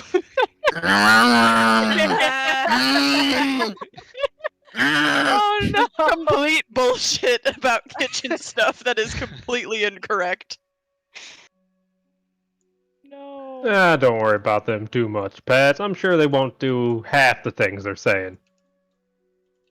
Thank you. I am joking. Mm-hmm. Now, do He's not put any of that meat into our dinner tonight. I don't want whatever you have again. Mm-hmm. Mm-hmm. You could save it for when Torun comes back. It's mine. Be a fun welcome meal. All right. I think we need to go upstairs and find that cat, and then Do we need Or- to find the cat? nah, Can't we well, just go tell her the monster's true. dead? go back to Miss Uza. If we either left That her. she needs to worry about the hole in her house more than... Yeah, that's a little concerning.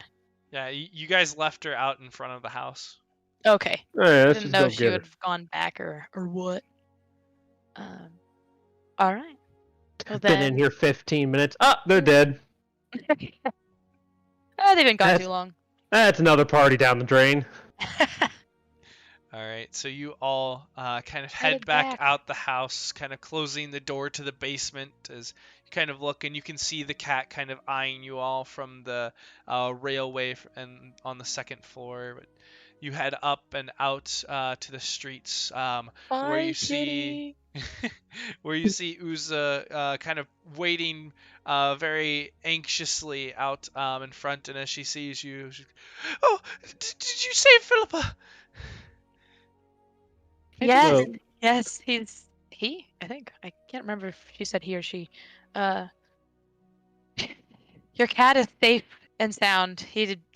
Ran right up to upstairs, I think, to the kitchen. Had a few treats, but yeah, whatever's down in the basement is long gone and yeah. dead. You had a worm Oh, infestation. It's taken care of. But you have a hole in your basement, A and you might hole? want to get that taken care of. Yeah, like a doorway and a set of stairs. Oh my. Oh, And it came from down there, seemed. Door was busted wide open. I see. Well, you said the creature is dead, though? Oh, yes.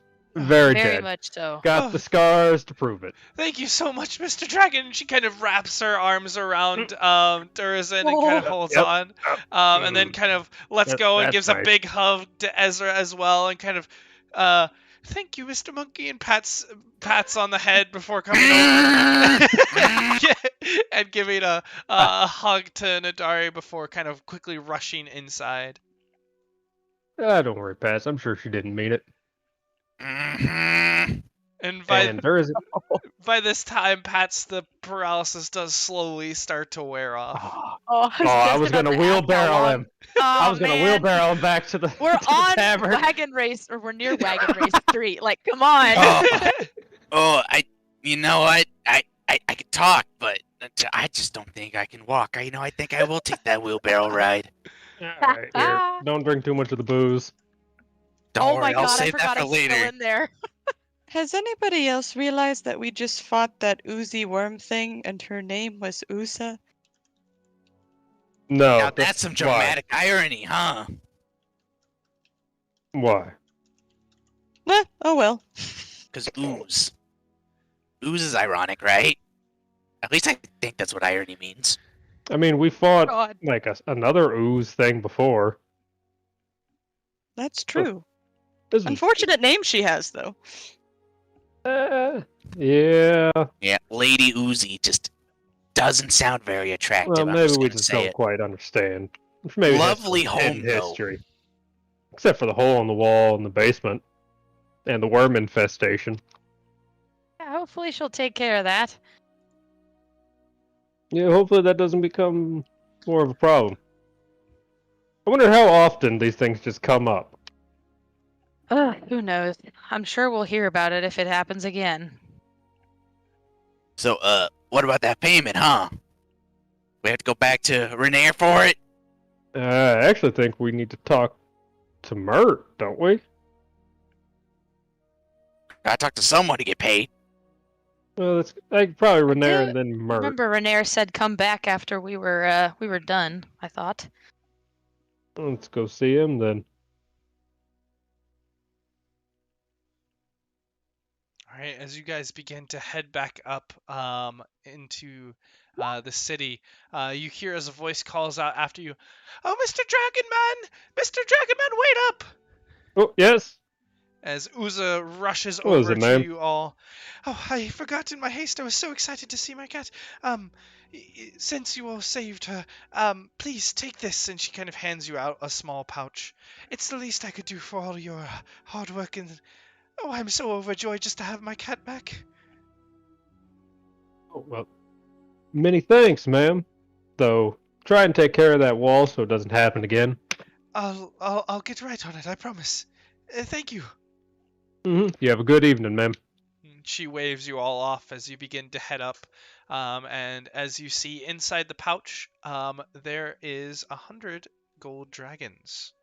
Whoa. Do we put that right in the funds for the tavern? Yeah, I I would think say that's where that so. should go. Party loot. Party loot. All There we right. go. Oh, speaking of, you said evening. What time is it? Yeah, About. this- After you guys spent the 35. time to get down there and take care of the issue, it's probably early afternoon, maybe around like 1 o'clock. Well, do Oh. we want to grab something to eat, and then maybe I can run my little errand? Or I we think could potentially. Or how are you two feeling? Durs and Pats, both of y'all. Y'all don't look the greatest. I Feeling could like use a shit. little break. I felt worse. A little bit of Well, an ache, but it's mostly stopped bleeding already. I feel worse than the time I tried my anti-gop stew. She's not a very good No. cook. Exactly. That's why I figured we could all sit and eat for a little while. That Might would be regain a little very bit. nice. Yeah, still it'll can't feel sit my down. I'd be toes. right as rain. All And right, then let's go get maybe we something could to take eat. another stop at the old Zoblob shop. I know some of you guys were quite interested in that last time. Ooh, I love the Zoplop shop. It's so purple. I love Yeah, it wouldn't hurt to purple. check it out again. I Yeah, know how much last you time love I the was color other purple, things on my N'dari. mind. Yes, but I really am disturbed at the fact that he has absolutely no history, background stories, or anything for a single item in that shop. Well, why would you I care? guess that's the mystery of it. I don't get it. Well, Isn't the best kind of history the kind that you make for your own stuff? It's That's certainly true. more personal. but there's a lot you can learn and, well, entertain others with if you have a story or two. Yeah, I guess. Pat is not in the mood to argue. He still can't feel his toes.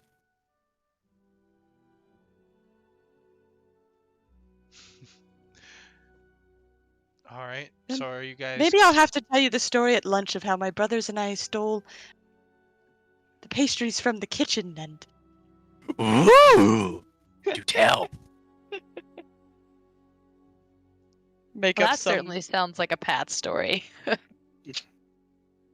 You gotta tell me all about them pastries. All So yeah, right. when we sit down to eat, I will tell a very dramatic telling of N'dari and her younger brothers sneaking off to grab snacks that they weren't supposed to have. Make it way more dramatic than it was.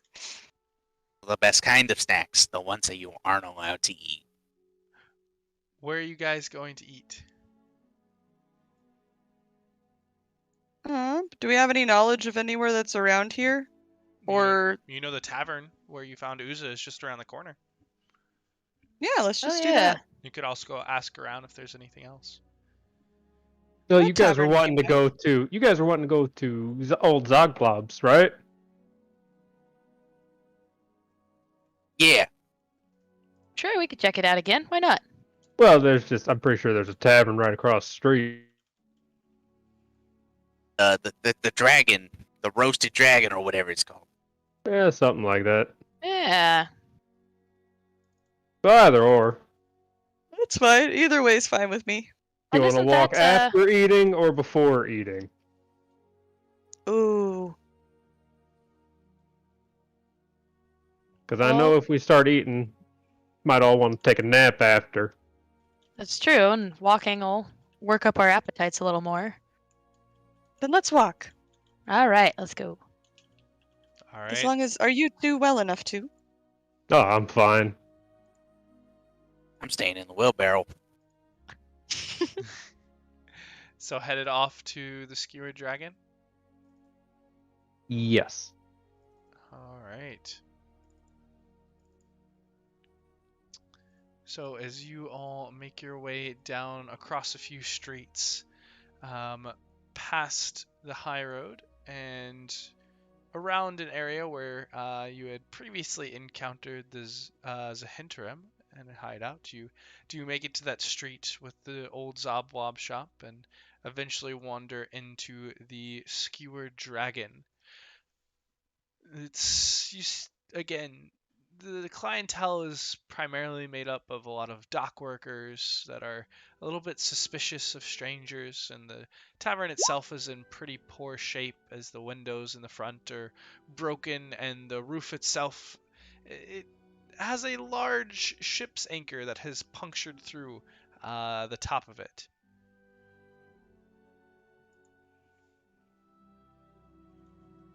All right, I'm sure we can find a bite to eat in here.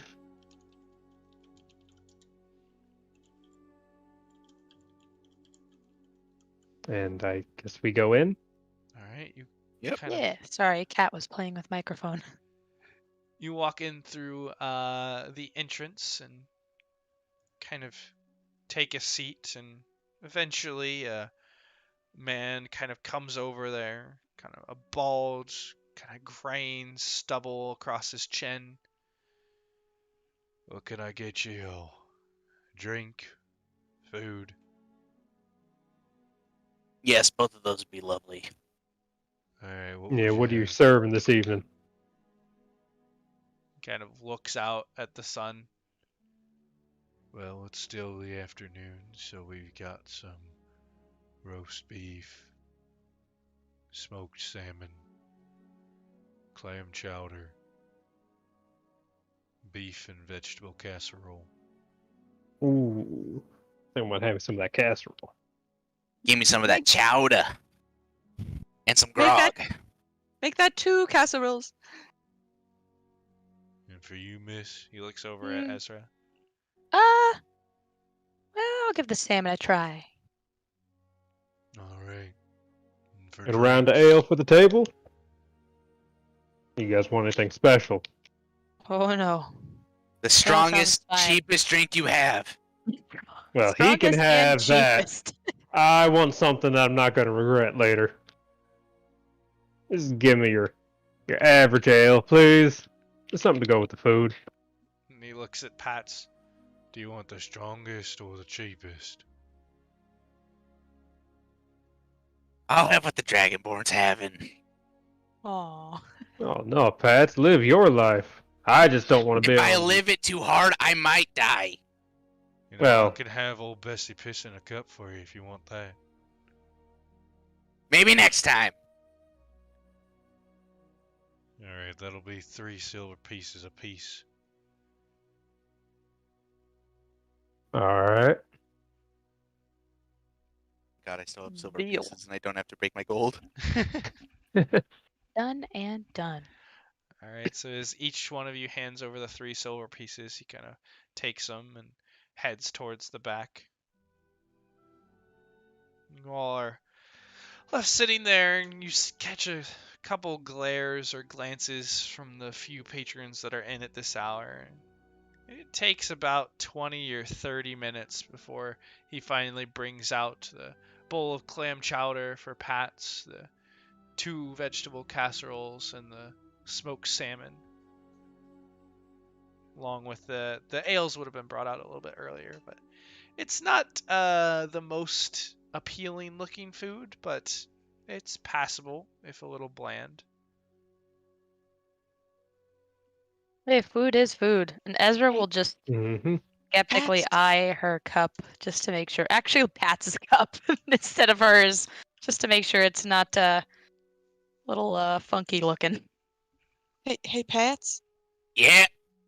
You don't by chance, and she's making sure that none of the staff is around, carry any just like basic seasoning with you? Of course I do. And I just take out a pepper grinder and a salt grinder.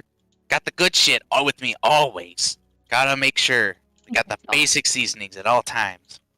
She just slides over her casserole. Lay it on me. Oh yeah, give me some Got of it, that pepper. sister.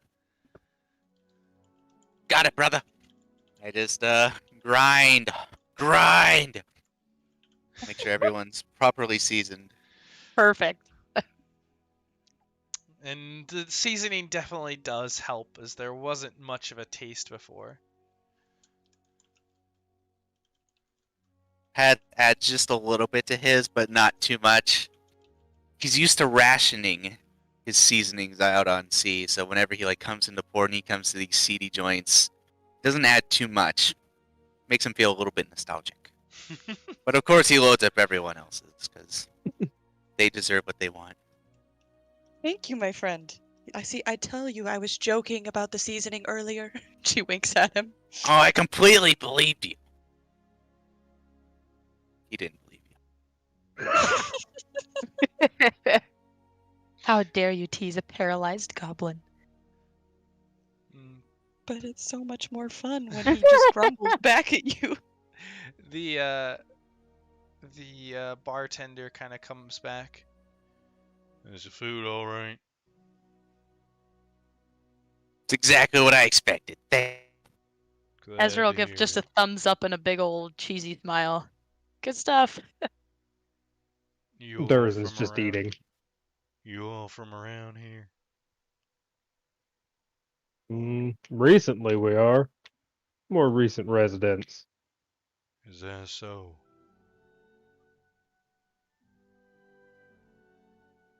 Where at? Not around these parts in the dock ward, but recently acquired Some old property yeah. where we've been staying at here. Well, that's nice. Yeah, it is. There seems to always be something going on in this city. As big as it is. Anything else I can get y'all? No, I think we're just stopping in for a bite. Or went on with our day. All right then. Kind of makes his way back around to the other customers. Cheery fellow, huh? Yeah, well, I mean, he seems to be in a bit of a same place as we do with, broken windows and well, she's speaking very quietly. But maybe that's just the feel of the place that he's going for. Part of the arm. What was that, Pat? I didn't hear you between bites. Part of the rustic charm. Ah, yeah. Definitely get that kind of feel. Been in many a taverns just like this, all across the coast. I feel nostalgic, you might say. God, I hope Siegfried's okay with the Pat's doppelganger aboard his ship. I don't get it. But, nothing I can do about that now. Doppelganger? What are you talking about? Oh shit, I never told you guys, huh? No, Yeah, whenever I went to that fortune teller at the fair, he told me that Oh.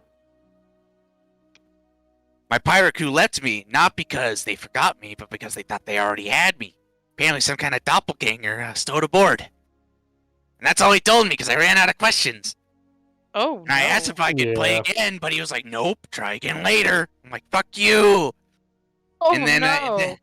well, I didn't actually say that, but that's what I was like inside. And then I came outside, and then I drank with Durizen. And yeah, then other stuff happened that later. We had a busy time since then. Oh, I'm really gosh. glad you didn't order that stronger drink. I really thought I would die if I got that, so I'm glad I abstained for once in my life. Now I'm abstaining from now on, so 100% Pats from now on. All right. Glad you're still here with us, Pats. Oh, me too. She'll kind of lift her drink and kind of clink it against Pat's glass and take a little sip. Oh. Cheers. Pats downs the rest of his drink. But we are by the dock. We are in the dock ward, and I know, N'dari, you said you have your errand or your task that you have to complete. And well, I don't know when the carnival festivities start back up or the fair festivities, but Pats, did you want to go try and see that fortune teller again? I think at some point. Let's see how the rest of the day turns out. All right, we do have to go back to Renaer too at some point. Yeah, and let him know what's up. Meantime, can we go check out Zoblob's shop again? Oh, I love Zoblob. Pretty sure that's why we came over here to eat. So Oh yeah, you're why right, not? Durizen.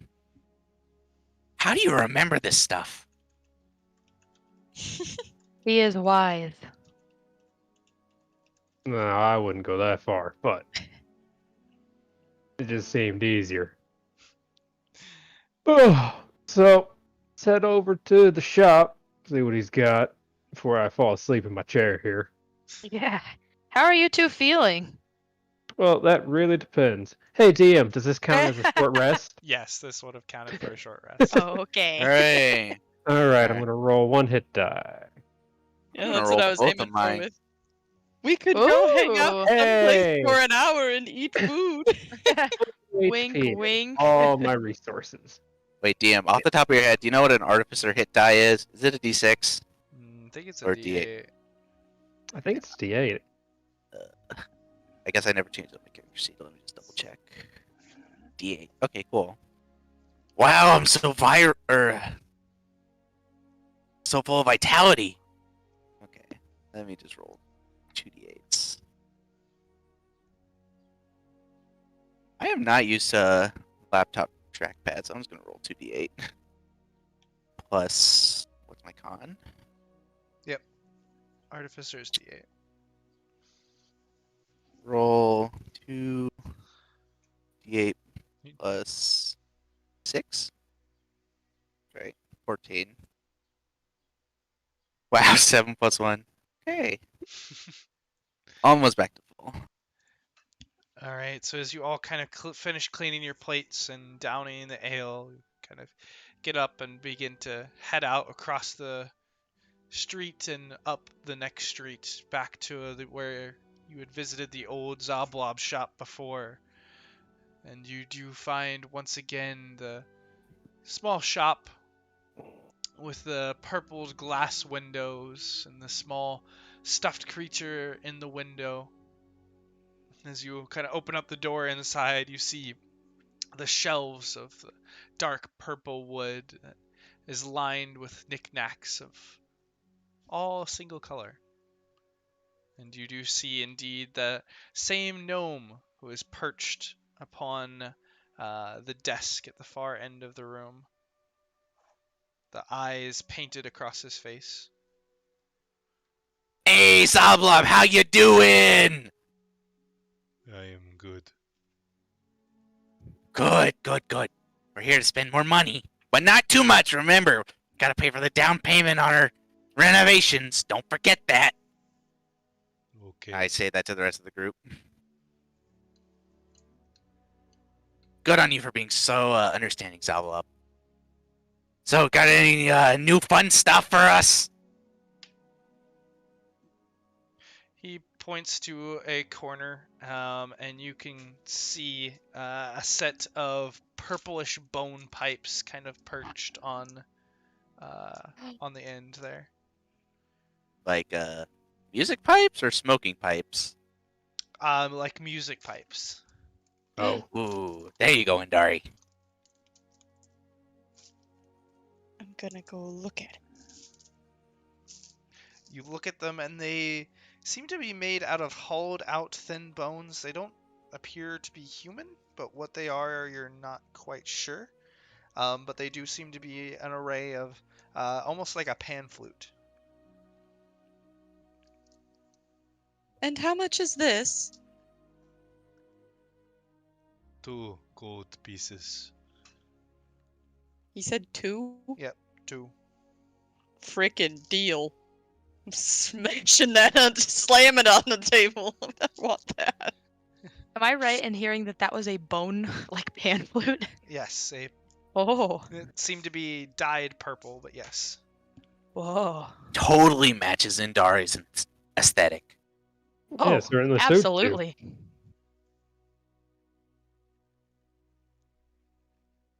What would you like? And he kind of looks over at Durizen.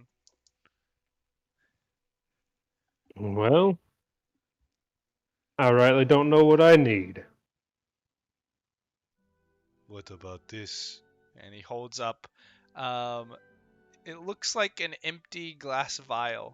The glass, the same purplish color of everything else in the shop. All right, and what is it? Come close. Durizen will come close. And he opens up the top, and as he does, he kind of sticks it up in your face, and you can smell a very light lavender perfume. Well, yep, that's certainly very nice. Is there anything special about this lavender perfume, or is it just lavender perfume? It's purple. Yeah, that's not really my thing. But Durizen, you could get the ladies though. That's not really what I need either. But I'll thank you both.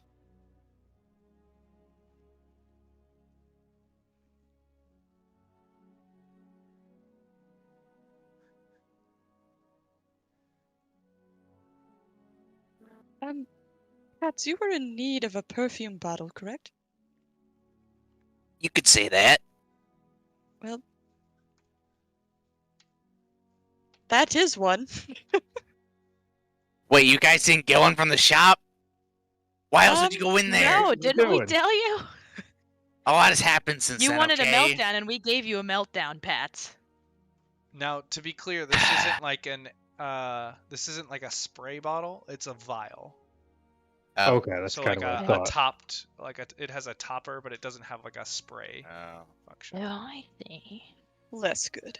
Did you guys really spend any time in there? This is totally not a spray bottle. I think all You I did know was what a make spray that bottle lady looks cry. like?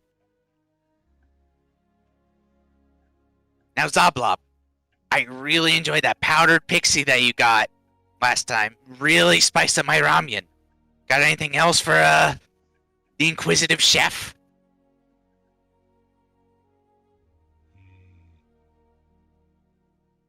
Here. And he pulls out from kind of behind the counter a large egg that kind of fills up his palm. That is a very bright purple with streaks of red across the shell. Oh, not another egg. Oh boy. What is Oh, it? man. Plenty of those lately. It is an egg. Yes, Well, but what that laid it the is. egg? Don't do this to me, Zoblob! Don't do this to me! Hey, Bats, maybe it's just for eating. Do you want it or not? I don't know if I want it. I'm having a lot of emotions right now. How much is the egg? And will it hatch into anything? The egg costs 5 gold pieces. You didn't answer my other question, Zoblob. The egg How- costs 5 gold pieces. But how big is this egg? Like that we're like looking at, like how big is it compared to Zoblob compared to something? It fits about in the hand. Kind of Okay. weighing it, it's like roughly about a pound. It's a big egg. Okay. Yeah, so big for an egg, but not as big as the other ones. You'd have a hard bargain, Zoblob. Alright, I will agree to your 5 gold if you tell me what the hell that egg is. What laid it, or how it came about. The egg costs 5 gold pieces. Alright. I will pay 4 gold if you don't tell me what it is. But I will pay 5 gold if you do tell me what it is. The egg costs 5 gold pieces. Zoblob, I am a very loyal customer of yours ever since I bought that pixie. I loved it, and I love this shop, so please do me this one solid. I have a history with these eggs, okay? Waterdeep eggs have not been kind to me. Do this for me, please. The egg costs 5 gold pieces. You have a hard bargain! And I slam the 5 gold on the table. Quickly, the gold, as soon as you lay it down, dissolves into that same purple mist. Oh, Ezra feels bad that Pat's got all out of sorts, so And she'll give him 2 gold as like a little apologies for not getting the perfume spray bottle. but Sorry, Pat. You're Zablob too kind does to me. hand you the egg. Oh boy, another egg. Alright, this time I'm gonna make sure I eat it. Zablob, this is for eating, right? This is an eating egg, yeah? The egg was bought for 5 gold pieces. I hate you, Zablob. But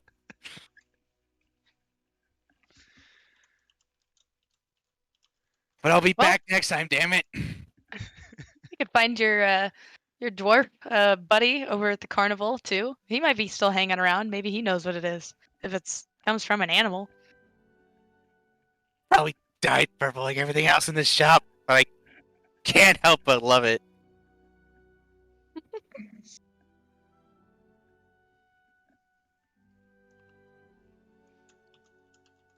Alright, everyone, get your shit and let's just get out of here. I can't handle it in here anymore.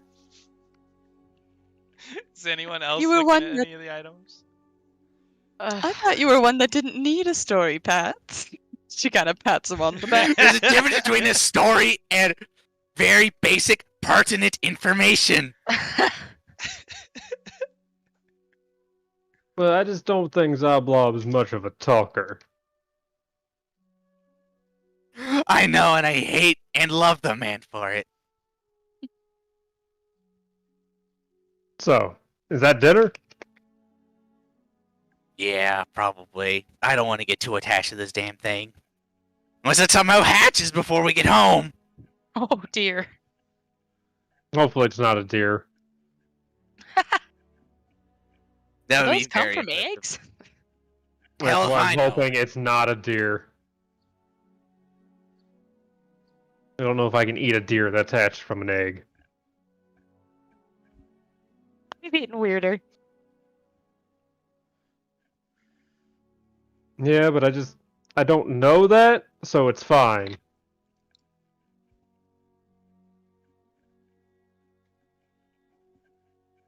Well, you guys have anything else you wanted from him? No, he's already stolen my dignity. I think I've had my fair share looking at stuff that y'all were gonna buy, so I'm good for now. Good with your new pipes?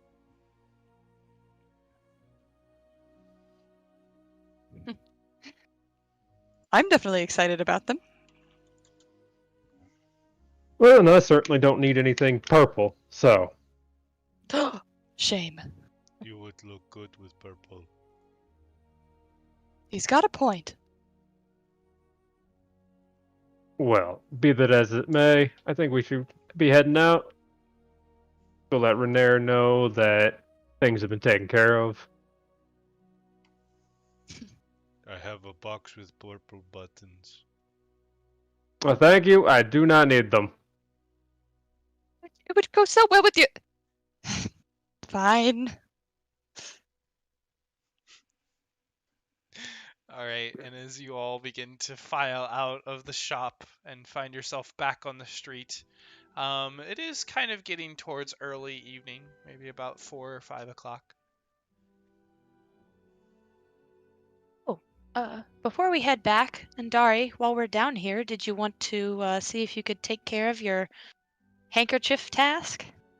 Yeah, think let's go so. find your box, girl. I'm unsure though if we should all go and draw attention. I Well, don't if know it which was is better.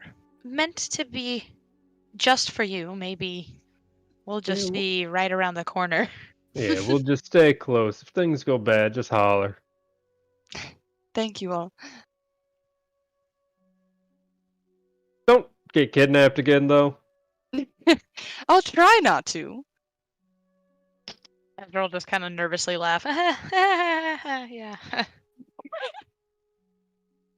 It's not like I'm walking around with a sign on my chest that says, "Yes, please kidnap me." In fact, most people don't want anything to do with the likes of someone like me, so... Yeah, most people are idiots, though.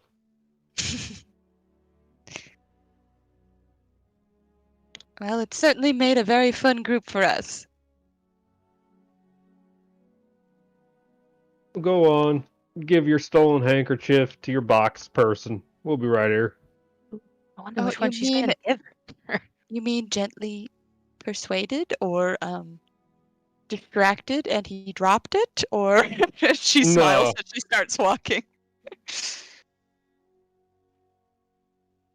All right. And so, N'dari, you kind of head down a few streets, finding your way down to the edge of the docks, where Net Street does connect with Dock Street. And you do see, kind of sitting on a crate, swinging her legs back and forth, a very small red tiefling girl. Hello, I was told to give this to you. And she'll take out the one that she took from the perfume shop guy. The very first handkerchief. Okay. Oh, thank you. What was your name? N'dari, my dear. Nice to meet you, N'dari. My name is Ezin. Ezin. Ezin. Well, it's nice to meet you as well. Anything I can do for you? I don't recall anything that I had to request specifically, right? No, there was nothing mentioned. I don't think so. Well, you have a good day, and let the dark hide any harm from you. And you as well. Bye. And she just kind of waves as you head off, the hanky kind of waving in the wind. How sweet. Then I'll walk back up to the group. N'dari Oh. returns maybe 10-15 minutes later. Well, that was fast. Simple exchange. Okay then. Anything else that you had to do, or was that it? Well, as per instruction, no, nothing else. All right. Well, did I forget, Pats, did you want to see if you could find your your animal handling expert over at the carnival, or should we head back to see Renaer? While we're in this area, let's see if we can find Mr. Dwarfy. Hey, he might be able to tell you about that egg you just bought. Yeah, exactly. Maybe he'll tell me I get scammed and I'll just be happy with it. Honestly, I another can rock handle the egg. stress. Nah. From what I can gather, rock eggs are a bit bigger than, well, me. All right, so continuing through the dock ward, you all head back up towards the north end of the docks, where the Heartbreaker and the Hellraiser are docked. And heading up there, you see as the floats and tents are all being set up for the evening. And making your way through, you do eventually get to the edge where the menagerie is, and the dwarf kind of comes back over to you once more. And Hi there again. Can I help you? Yeah! Do you know what this egg is? kind of picks up the egg and takes a look at it. To be honest, I've never seen anything like this before. Oh, thank God. That's all I needed to know. I'm just gonna eat it up tonight, and that'll be the end of it. Thank you for taking the time out of your busy schedule for this. Okay. Oh, one other question. How much longer are you guys in town for? Oh, good question. I don't know. It's as long as I suppose Mr. Zord wants to keep us here. So he's a man of whim, huh? We I go can where respect that. We go where the money takes us, usually. I can imagine there's a lot of money in this town. So you guys might be here a while. Hopefully, I enjoy it.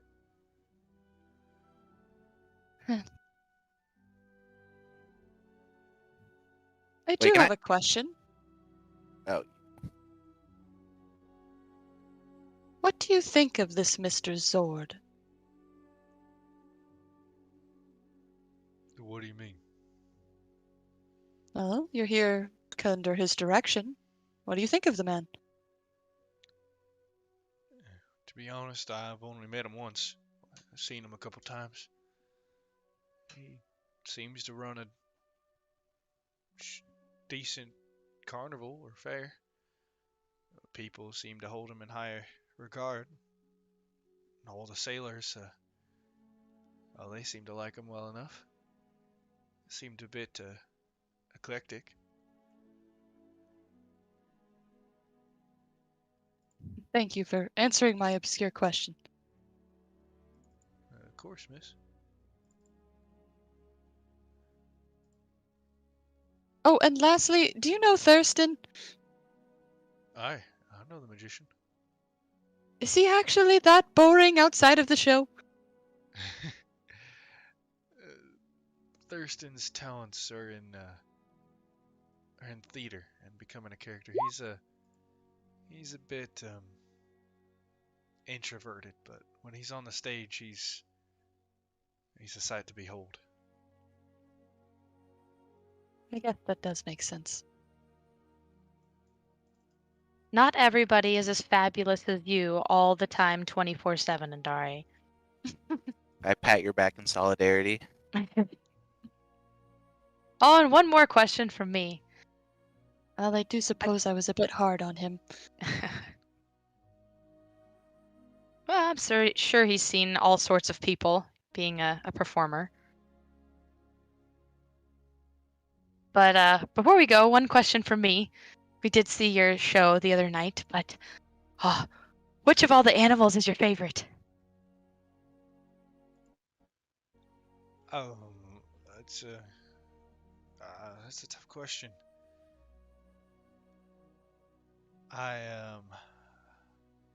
Well, I personally train most of them at least part of the time. I think the Hellhound was one of the more difficult ones to get, but she's a little feisty. I tend to find that the Winter Wolf has the most beauty, and usually her temperament's all right. Oh. Well, I'm jealous. I'm sure that is a lot of fun. a lot of hard work, but man. And Sadi is a beauty few have ever seen, so everyone is quite excited whenever she comes out first. I was certainly in awe. And if we had the time, I'd probably see that show every night. Well, you all are welcome to come back. The entry price isn't too expensive, and I'd always be happy to see friendly faces in the crowd. I don't know if I ever got your name. Who are you all? Well, we all, as a group, go by the cosmonauts. Cosmo. Wings out hamster. Oh, Yeah, for the little cute fella. Is this the Cosmonaut? Well, his name is Cosmo, so you could say it is derived from that. I The see. hamster himself. I see. Well, nice to meet you, Cosmo, and your names? You can call me Pats. Pat. And I'm Ezra. Ezra. Durizen. Durizen. And N'dari. N'dari. Well, and lovely to finally meet you all. My name is Doran. Ah, Doran. That's a good name. I like it. Thank you. It is my uncle's name before he passed.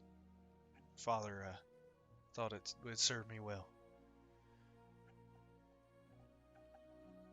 Well, Doran, it was great to finally meet you, and if we have the time, we'll, I think, certainly be coming back here if y'all are still in town. Well, we'd love to see you. I'm sure there are many events that kind of come and go, so feel free to check back in. But I'll always be here.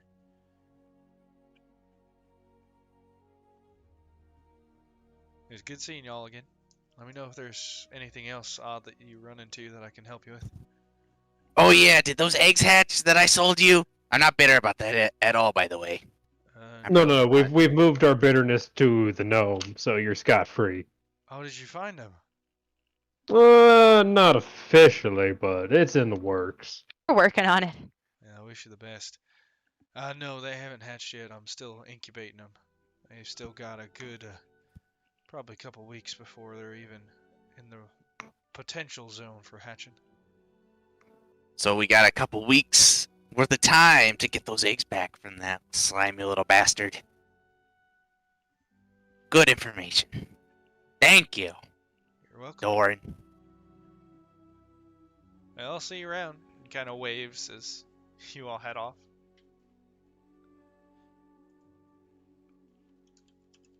Well, go talk to Renaer. Yeah, I Get think that's all we had paid. with you. I think that's hopefully the last thing we've got to do today. Do you mind if I try to find somebody very quickly before we leave? If we can't find them, I'll just leave. Sure. No, of course, go right ahead. I'm just gonna chill in the wheelbarrow. I don't care what happens. Oh my god. I'm gonna run around trying to find Thurston again. Give me a perception check. Uh-oh. Feels bad.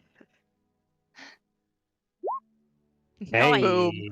Yeah, it's getting close to evening now, so the tents are all set up, and you can quickly find the tent with the brightly purple and red colored sign that does reveal Thurston, the great magician, the wonder show of the universe. And kind of heading over towards that tent and going inside, you see a few of the sailors kind of putting up the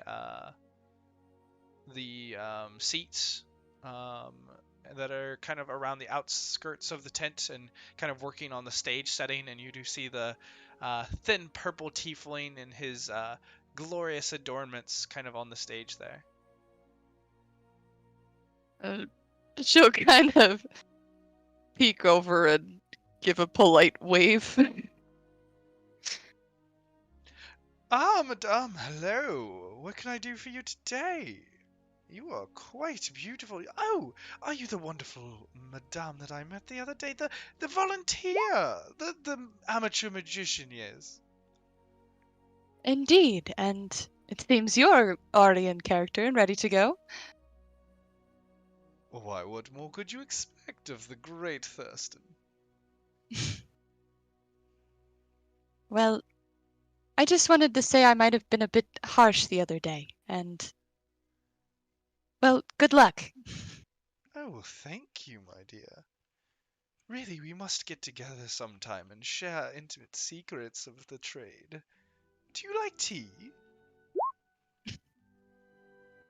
But perhaps maybe I can just catch your show again sometime. Well, of course, you're always welcome here. Hopefully you remember that later. Oh, who could forget a lovely face like yours? She kind of gives a sympathetic smile, but then she smiles really big and waves before she dashes out. He gives a very grand wave back to you.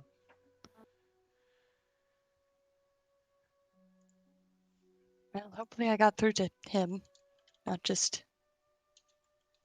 anyway. She runs up to the group. All right, I think my only errand is done. Okay, well then, shall we trek on back to Renaer's house? I suppose so. Not sure how late he stays up. Don't worry about waking him up too much, though. It's still only about 5 o'clock in the evening. You guys still.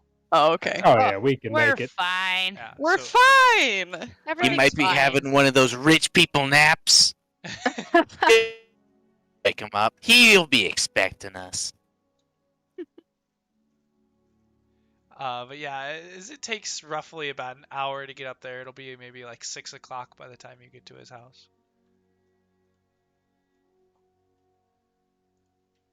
Right. But yeah, you come up and see the large knock. estate on the edge of the gardens and the knockers. And Ezra, you kind of run up and knock on the knocker, and it's maybe a couple minutes go by before the door opens and Renaer is standing there once again. Ah, good to see you all again. Did you have any luck?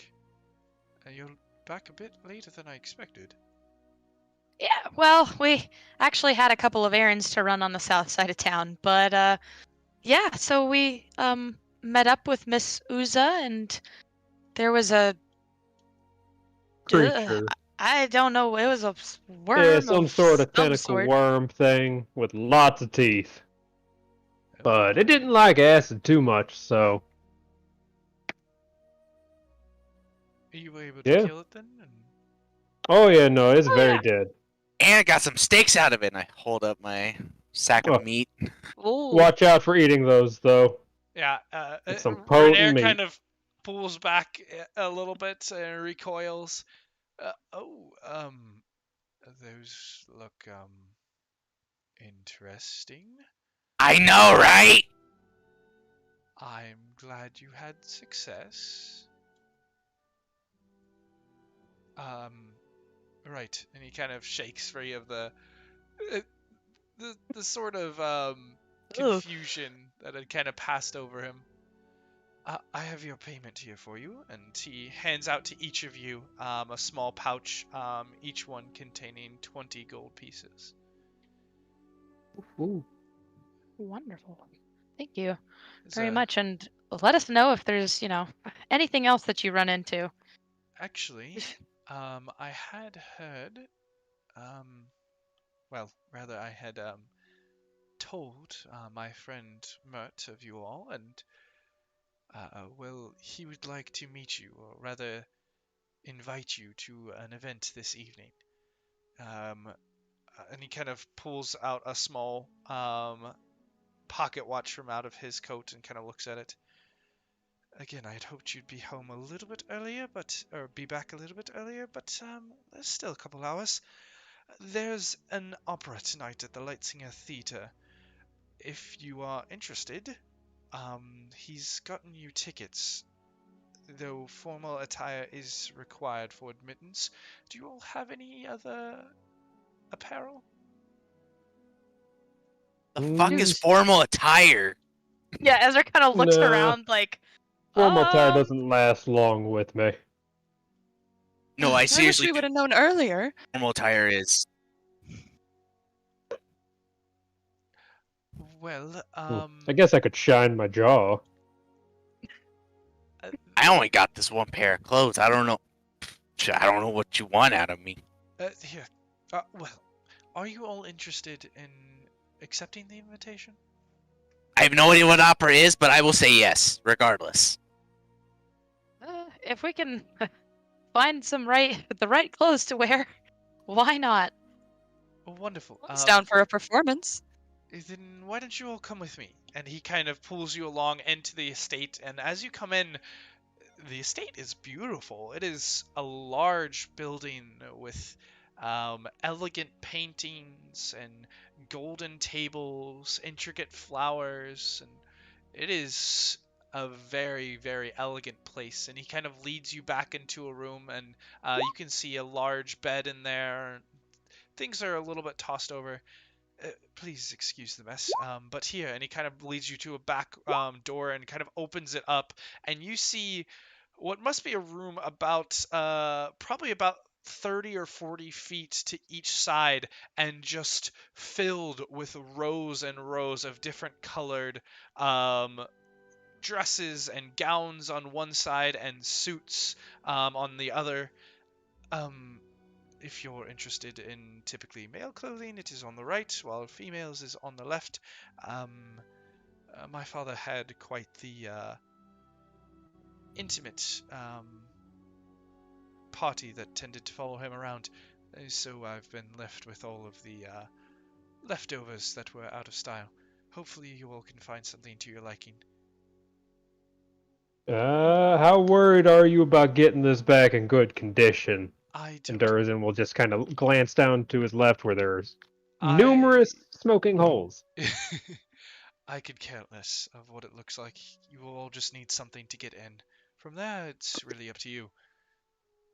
You can keep it if you'd like, and I'll toss it in the trash after you're done, for all I care. No Where's the version to wear. That's what I like to hear. I just can't keep them fancy. So I'll appreciate it. I'll take this gift as what it is. I've always wanted to dress up as a pompous asshole. No offense. None taken. I think they look quite silly as well. Oh boy. Durizen is going to try and find a suit big enough for him. Yeah, there is quite a wide variety of clothing of all sorts of sizes, shapes, and colors. So one by one, we'll kind of give a rough description of what you think you can find in here. Oh boy. We'll go down, and so Hannah, you are up first. Oh man. Yeah. Well, it's purple. It's gotta be purple. And if it has any kind of sparkles or anything that I can use, N'dari can use her own mind to envision are like, stars in the sky or something, then she would like that. And I imagine too that if there's clothes around, she would also be the person that would be looking for accessories and things. She's gonna do up to as well as she can. She always has fun with dressing up because it's another form of storytelling and expression.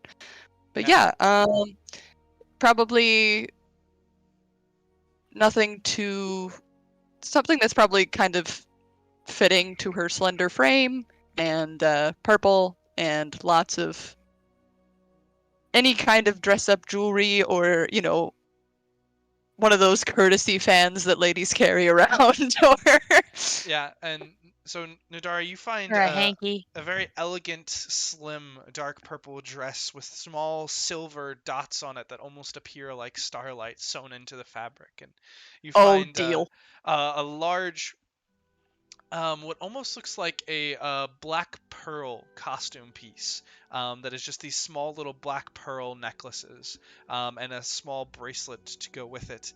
You also find a small, it's kind of a lighter lavender purple fan that is nice, and there's also a silver tiara if you would like it. Oh, 100%.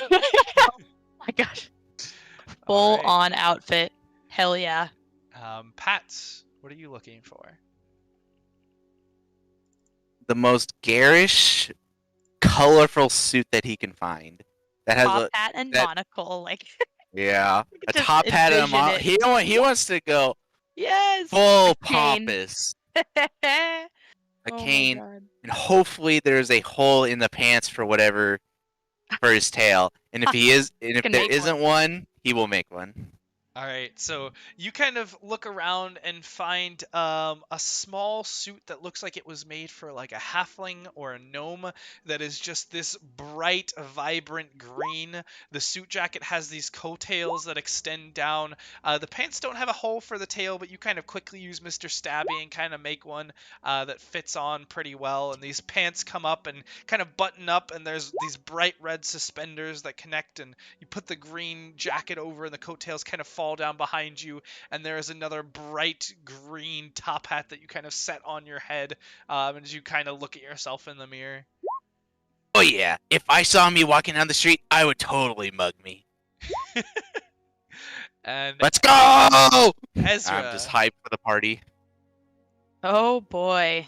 So I don't think Ezra's never really gotten all gussied up or fancied. So she's just looking for something that looks comfortable, maybe similar, like at least fit-wise, of what she normally wears. So she wears a kind of a fitted top, and then more of like loose kind of pants and boots, but maybe a dress with a fitted top and definitely not fitted all the way down. So like a fitted top piece and maybe something looser at the bottom.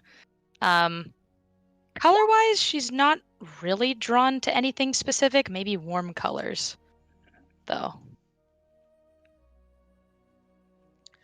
All right, so as you kind of look around, you find this dress that fits pretty well and kind of flares out at the bottom so that it's loose around your legs. And it is this warm red that kind of spreads into these orange and yellows that almost looks as if it's on fire or flaming.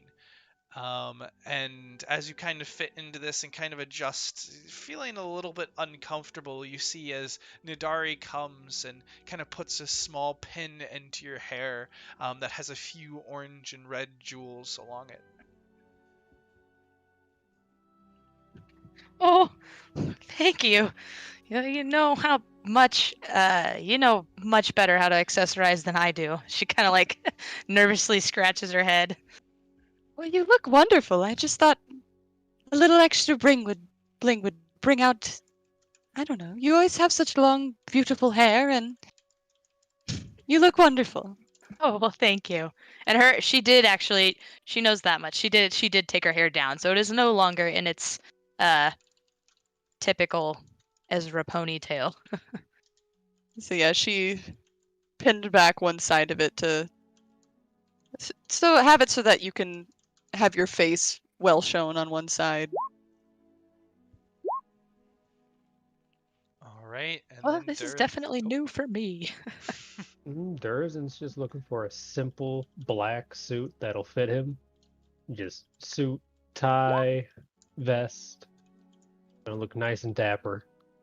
All right, and indeed, you do find a very simple kind of tuxedo suit that is rather large, built for someone far bigger than the typical human, and it's a little bit loose in areas, a little bit wide, but it does the job, and you look rather dapper. Then Durizen will pull out that silver timepiece he had. He's gonna use that as an accessory. Wonderful. And as Renaer And shine his jaw. and as Renaer kind of comes in to check on you, wow, you all look you look great. Have you ever been to the theater before? I can't say I I certainly have. haven't. Any special rules? Well, try not to cause too much of a scene. You all will be, you all have seats down on the main floor, and during intermission, head up to Private Box C. The theater is just south of the market, in the castle ward. And other than that, please feel free to enjoy the show. It does come with hors d'oeuvres before, if you haven't eaten yet. I was just about to ask that question. Sounds lovely. Well, you probably best be getting on your way. You don't want to be late. Oh, yeah. Fashionably late. Let's strut down the high street. Let's go. Or the high road. There. You mind if I leave my wheelbarrow here tonight? I'll get it tomorrow or the day after. By all means. Oh, thank you. That means I can't ride in the wheelbarrow anymore. Well, I'm Yeah, not you don't gonna want to leave the mess up wheelbarrow Durzen's out. suit. I'm Looks not like gonna you're on leave your the own, wheelbarrow buddy. out. I thought that was the point of us borrowing so we can mess up the suit. Nah, I'm gonna try and keep it nice for as long as possible. What is wrong But- with you? They We were never given last very free long. reign. We were given free reign to destroy these clothing. At least I know. to my I don't usually understanding. wear clothes this nice though. It's kind of nice. Before I go I to do work. admit we all look dapper as hell. As the 7 hells or 9 hells, however many hells there are. However many. We do clean up pretty nice. And are the shoulders like are there sleeves or like is this strapless, this dress? This one appears to be strapless. All right. N'dari's does have kind of very kind of thin sleeves that run over the shoulder, so no actually sleeves, but Okay. it's not sleeveless. Well, Pats, if you get tired, I suppose I'll let you right up on my shoulders if you need it. That's all I ask. All right. And she'll like kind of giggle. But I gotta and- strut my stuff with my cane and my monocle and my top hat. I gotta do what I gotta do, you know? Yeah, you gotta show off for all the nobles. Make your presence known, Pats. Ain't nobody seen anything like me before. I don't think anyone's seen anything quite like the lot of us before. Yeah, not here. Even though we're dressed turn up, a we're few still heads. definitely going to stand out. Yes. Oh, and we're used to that. as you all kind of make it to the theater, it is a large, beautiful building with an arched ceiling and large windows across the front. Large letters that are actually illuminated. You see the words Lightsinger across the top of it. And you kind of come in, and most people are in blacks and grays and whites. The female crowd seems to be in a bit more colors, but the bright colors that many of you have chosen are definitely do stand out in addition to your varied racial backgrounds. And you get many glimpses all across the room as you enter. But there is an air of beauty and elegance here. And even though there are some looks of kind of confusion or concern, and even a couple of scorn, for the most part, you're treated well as you enter, and you are guided in through as your tickets are grabbed, and you begin to kind of head into this large entryway, and you can hear some ambient music coming from inside the theater.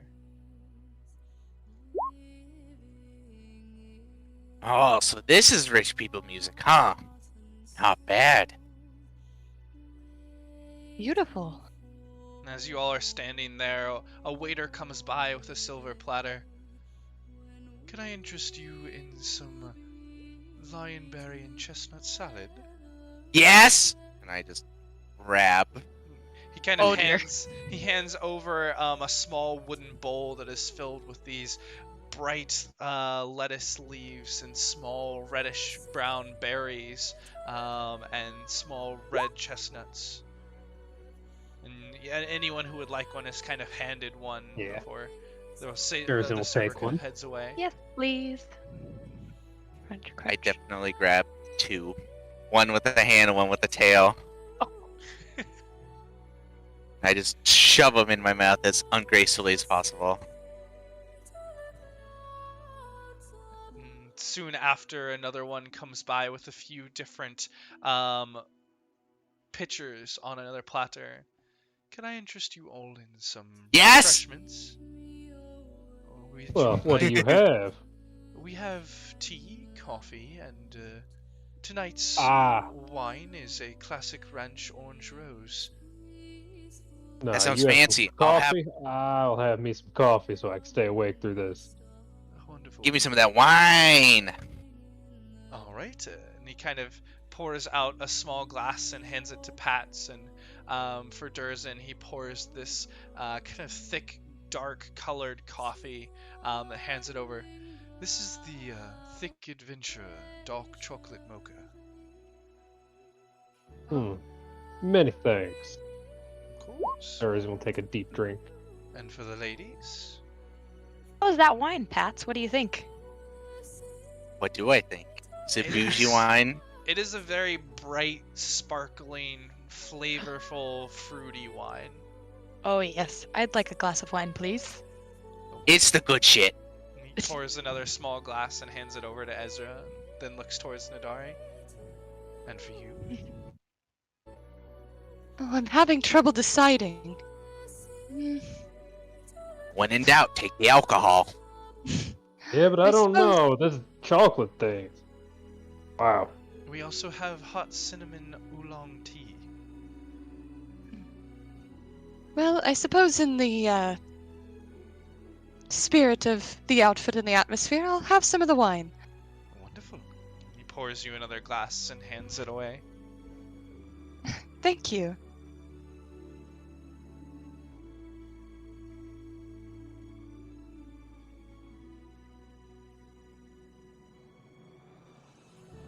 And as you all kind of stand gazing up, you can see that in here it's even bigger than it seemed. There must be hundreds of different people, different races and cultures gathered in here, large chandeliers from above, and servers that move across. And before you even have a chance to take a few sips of your drink or finish your salad, your bowls are scooped up, and another server comes by.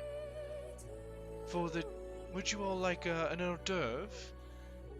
We have buffalo artichoke and ricotta cheese sandwiches, sautéed bison on parsley rice, and a hearty big potato and dove soup. Oh, give me some of Ooh. that soup, baby. Oh, I was gonna say the take same some- thing. That soup I'll take sounds some of really that good. bison and rice.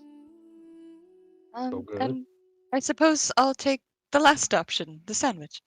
All right, and each of you are given out your various meals, and for each of you, this is some of the best food that you have ever tried. And finally, as you finish up this and your plates are collected by other servers, there is one last round of desserts that goes by, where they have an orange pie, a nectarine pastry, and some cherry cake.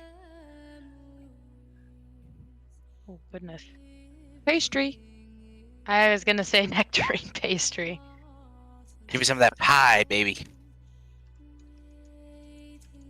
Yeah, some pie.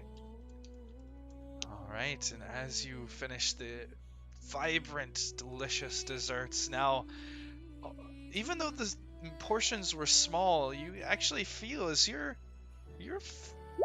pleasantly filled. It seems that the portions were just enough to fill you up for the meal. You watch as people begin to file in towards to the theater seats. Alright, I guess we need to find our seat.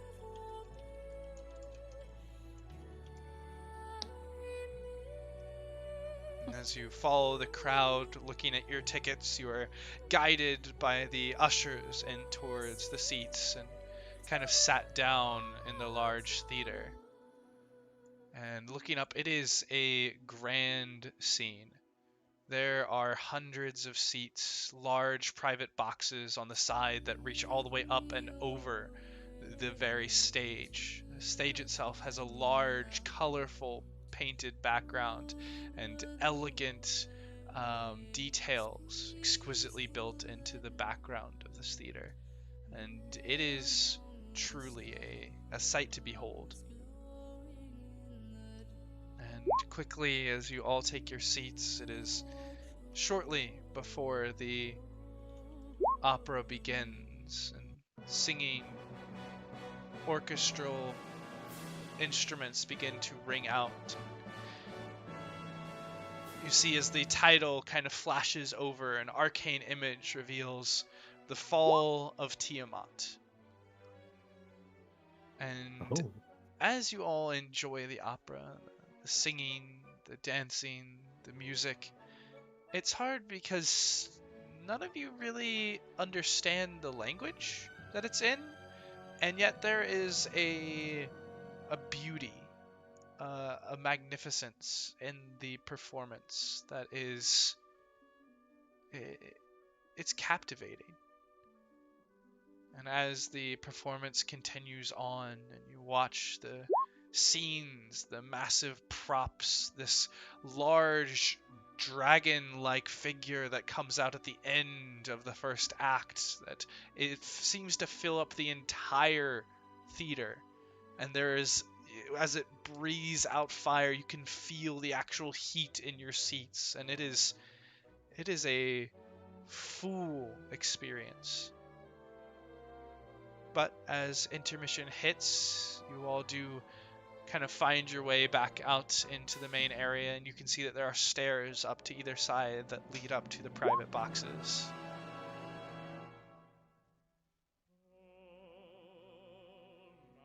Well, now that was something. Ooh, Especially wait. that ending bit. But let's go Oh. talk to Mert and see what he needs. Oh yeah, I loved it when Tiamat showed up and she did the thing. Oh my goodness. Certainly different than the This circus, is- but Yeah, This I is didn't what really rich spend a people whole lot do all that. day? I could Yeah. get used to this. Yeah, I could eat. let's and see. Now drink you and have the clothes for it, Pats. didn't watch none. I will own this. And they have pretty good pie. I'm gonna rethink my life choices real quick while we're talking to this guy. All right, and as you kind of go up to the ushers next to the boxes and tell them that you're there to see Mert in private box C, you're led up to a doorway, and it kind of opens up, and you see a very large fellow in a kind of rounded hat with a large cape or cloak over one shoulder and elegantly colored garb. You can see a saber at his side, sitting and kind of spilling out of his chair with his rotund size. And as you walk in the door, Oh, come in, please, please. I whisper to the party, "Is this the walrus man? Did we finally find him?" Well, I would think so. Is in the room Renaer said he'd be. Does look like a believe so. walrus. and you can see God. he has a very wide face with this large bushy mustache and this long curled hair that splays out underneath his hat. And he kind of pulls one glove up on a hand. So Renaer tells us that you are a good bet. So I decided to bring you all here and meet you all myself. My name is Mert, though I go by many aliases, and if you wouldn't mind introducing all of yourselves, I know you go by the cosmonauts, but I'd like to meet you properly. Well, I'm Durizen Ironmaw, but I usually just go by Durizen now. Durizen Ironmaw, Nice to meet you. And he kind of extends a hand out and shakes your hand very vigorously. You can see for his large size, there's a lot of strength behind his grip. Durizen can appreciate that. And he next looks over towards Pats. And you, my fine furred friend. You can call me Pats. Pats, well, lovely to meet you, And he once again extends a hand to shake, and if you take it, shakes it vigorously. Then looking over up Ooh. towards the two ladies.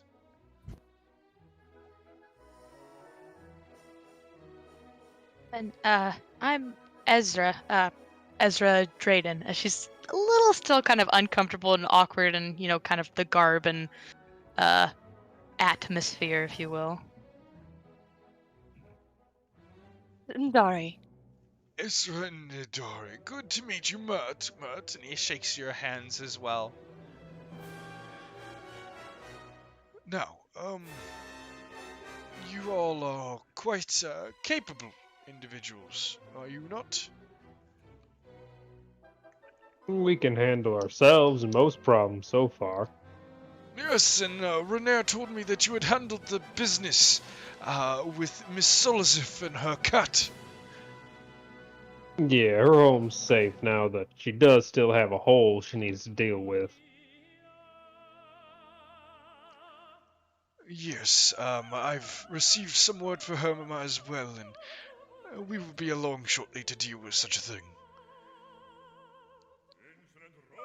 Well, I'll get right to my point. I, represent an organization within the city known as the Harpers. We are a, reclusive organization who are very careful about our selected members. But you all have proved well in saving Renaer's life, and now in dealing with the issue with Miss Solazif. I would like to extend you all an offer of membership, and with it, numerous jobs within the city to help the citizens, as well as earn a bit of coin for yourselves. Well, currently, we're part of Force Grey. Hopefully there won't be any conflicts of interest there. I don't imagine so. Force Grey and the Harpers have known to work together in the past, and are not at any sort of conflict of interest. Well, then I can't see why we wouldn't be willing to help you. What do you guys say? As long as there's no immediate or serious conflict, we seem to have been taking care of ourselves well enough for now, so... Yeah, and if we get a couple more jobs, we can pay off the beginning for the tavern. Very true. Getting closer and closer. Well, that is good to hear. And should any conflict of interest ever arise, I will speak with Vajra about it personally. We do have a decent relationship, her and I. And, well, obviously you all would not want to be caught in the middle of anything, and the Hoppers want to stay on the good graces of Force Grey as well. Well, here. And he kind of hands out this box, and within it are 4 silver pens, each with a harp within a crescent moon, and kind of hands each one of them to each of you. This is the symbol of our organization. If you need to get into any of our safe houses or need information from any of our members, just flash this symbol.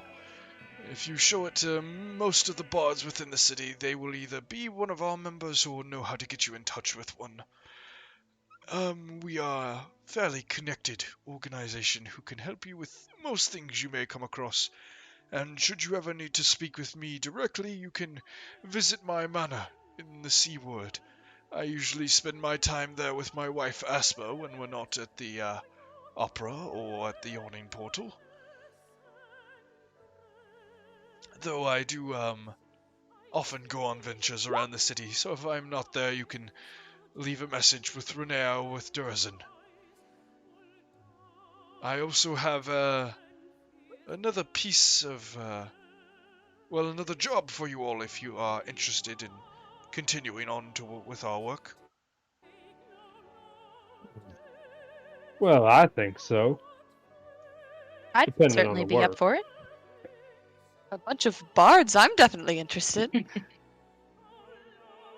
Wonderful. One of our members, Mr. Merrig, also known as Three Strings, he's allied himself with a gang of doppelgangers and believes the Harpers should recruit them. But I would like an unbiased opinion. If you can, track down and speak with each of the doppelgangers and gauge their trustworthiness. You should be able to find the leader Bonnie in the Yawning Portal. I believe she works there as a waitress at the moment. She should be able to get you in touch with the others. You should also be able to find Three Strings playing a tune in the main common room if you'd like to talk to him on the subject as well. Talk to each of the doppelgangers, and they will likely want you to be discreet, as they... Well, I'm sure you all understand that there is a certain amount of bias that can come with that sort of race. But they'll speak with you, and do your best to ascertain their trustworthiness, and report back to myself or Renaer once you have your findings. Yeah, I think we can do that. Wonderful. Then I will leave you to enjoy the rest of the opera, and I look forward to hearing of your success and our continued partnership. And he raises up a glass towards you all. The If doors... we have drinks, or we'll drink with them. Same. Oh, that's a good point. Well, the door's over there. You can go down to the bar and get some.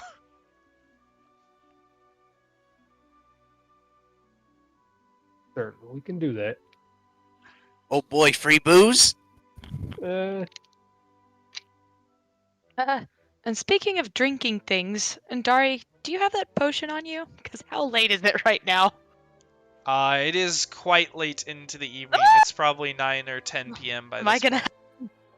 Yeah, I would have brought it with me. It's not Oh, okay. tomorrow until you go to sleep. until I was is about that to say, the I was rule? hoping I wouldn't have to Cinderella my ass home.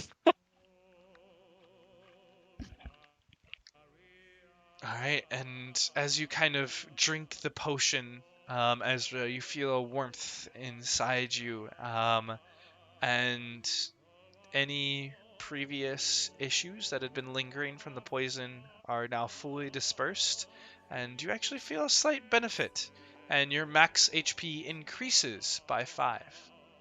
Oh, Oh. Okay. Wonderful.